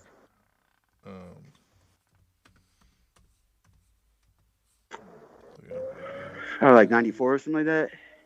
No, I think it was before that.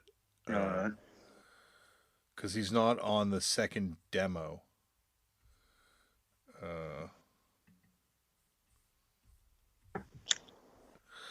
Yeah, he dies in 91.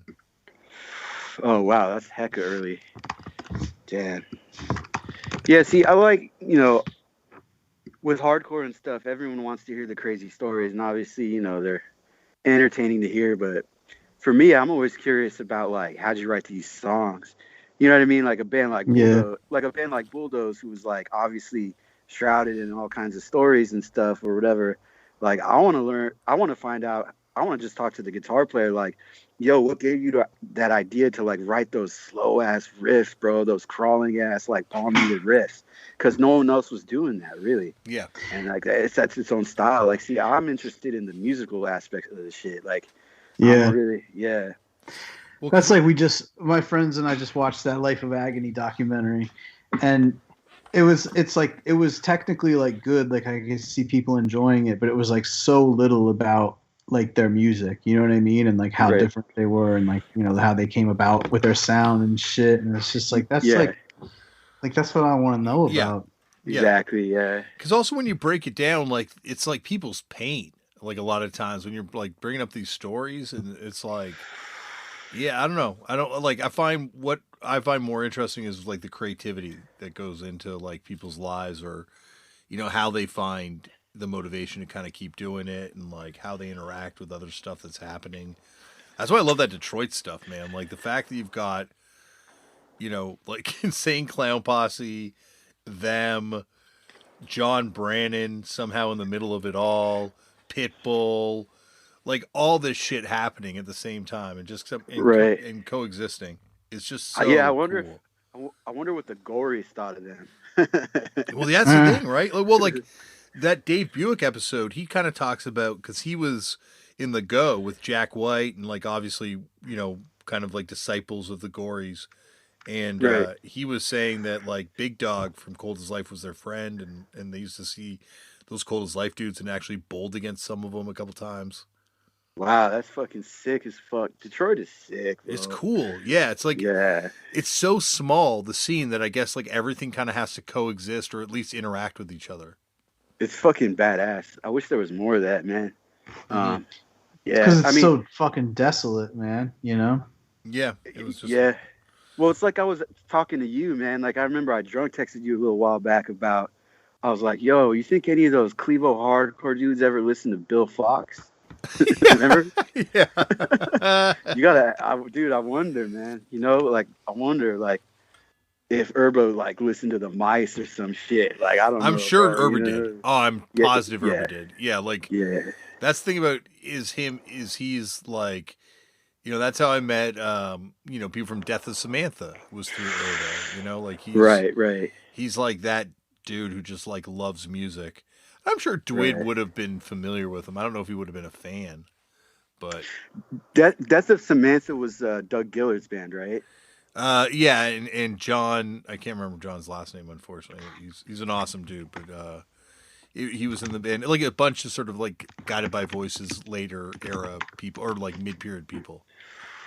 Yeah, I always wonder if any of that shit intersects at all, even if like people just like listen to it, like that'd be sick if like in '93 these fools were listening to Vampire on Titus or some shit like that. That'd be sick. That'd be sick for me personally, but I mean, I don't know. I wouldn't bet on it. Yeah, I wouldn't bet on it, man. It seems like it's slightly different worlds because it's like they're just slightly older. Yeah. So it's like the generation before. I think also like hardcore dudes like hated like college rock for the most part. Yeah. Until they become college most of rock. that stuff would have been on their radar as that genre, you know? Yeah, but that's just because like it's before you become college rock of the next type. Yeah. You know, like you always wind up like transitioning into it in your, or not everyone obviously, but there's like a segment that will wind up doing those types of bands. Mm-hmm. Man, Well, I think that'd this be has crazy. been a pretty fun conversation. I don't know how Fuck much yeah, of this man. is going to make the air because I think we got a little fast and loose with our tongues. But Yeah. anytime you guys want to come back on, please What are you gonna know. call this? What are you gonna call this one? I don't know. Like we should hang was one of my ideas, Yeah, okay. but I don't know. I was kind of playing with it. You know, maybe bonds of friendship. You know, I'm not a big Instead head, so like I don't really know. If you got it right away, you got it right away. I don't think I've even I heard that mean, record the whole way through since I heard it the first time. I mean, we can hold hands if you want. You know what I'm saying? Isn't that what they're doing on the Yeah. cover? They're just straight up holding hands. Yeah, it's the most touching cover in the history of hardcore. Yeah, man. You know? Yeah, it's pretty sick. Pretty sick cover. If you're gonna edit anything out, man, that ranting about the social media stuff, bro, that should go first, bro.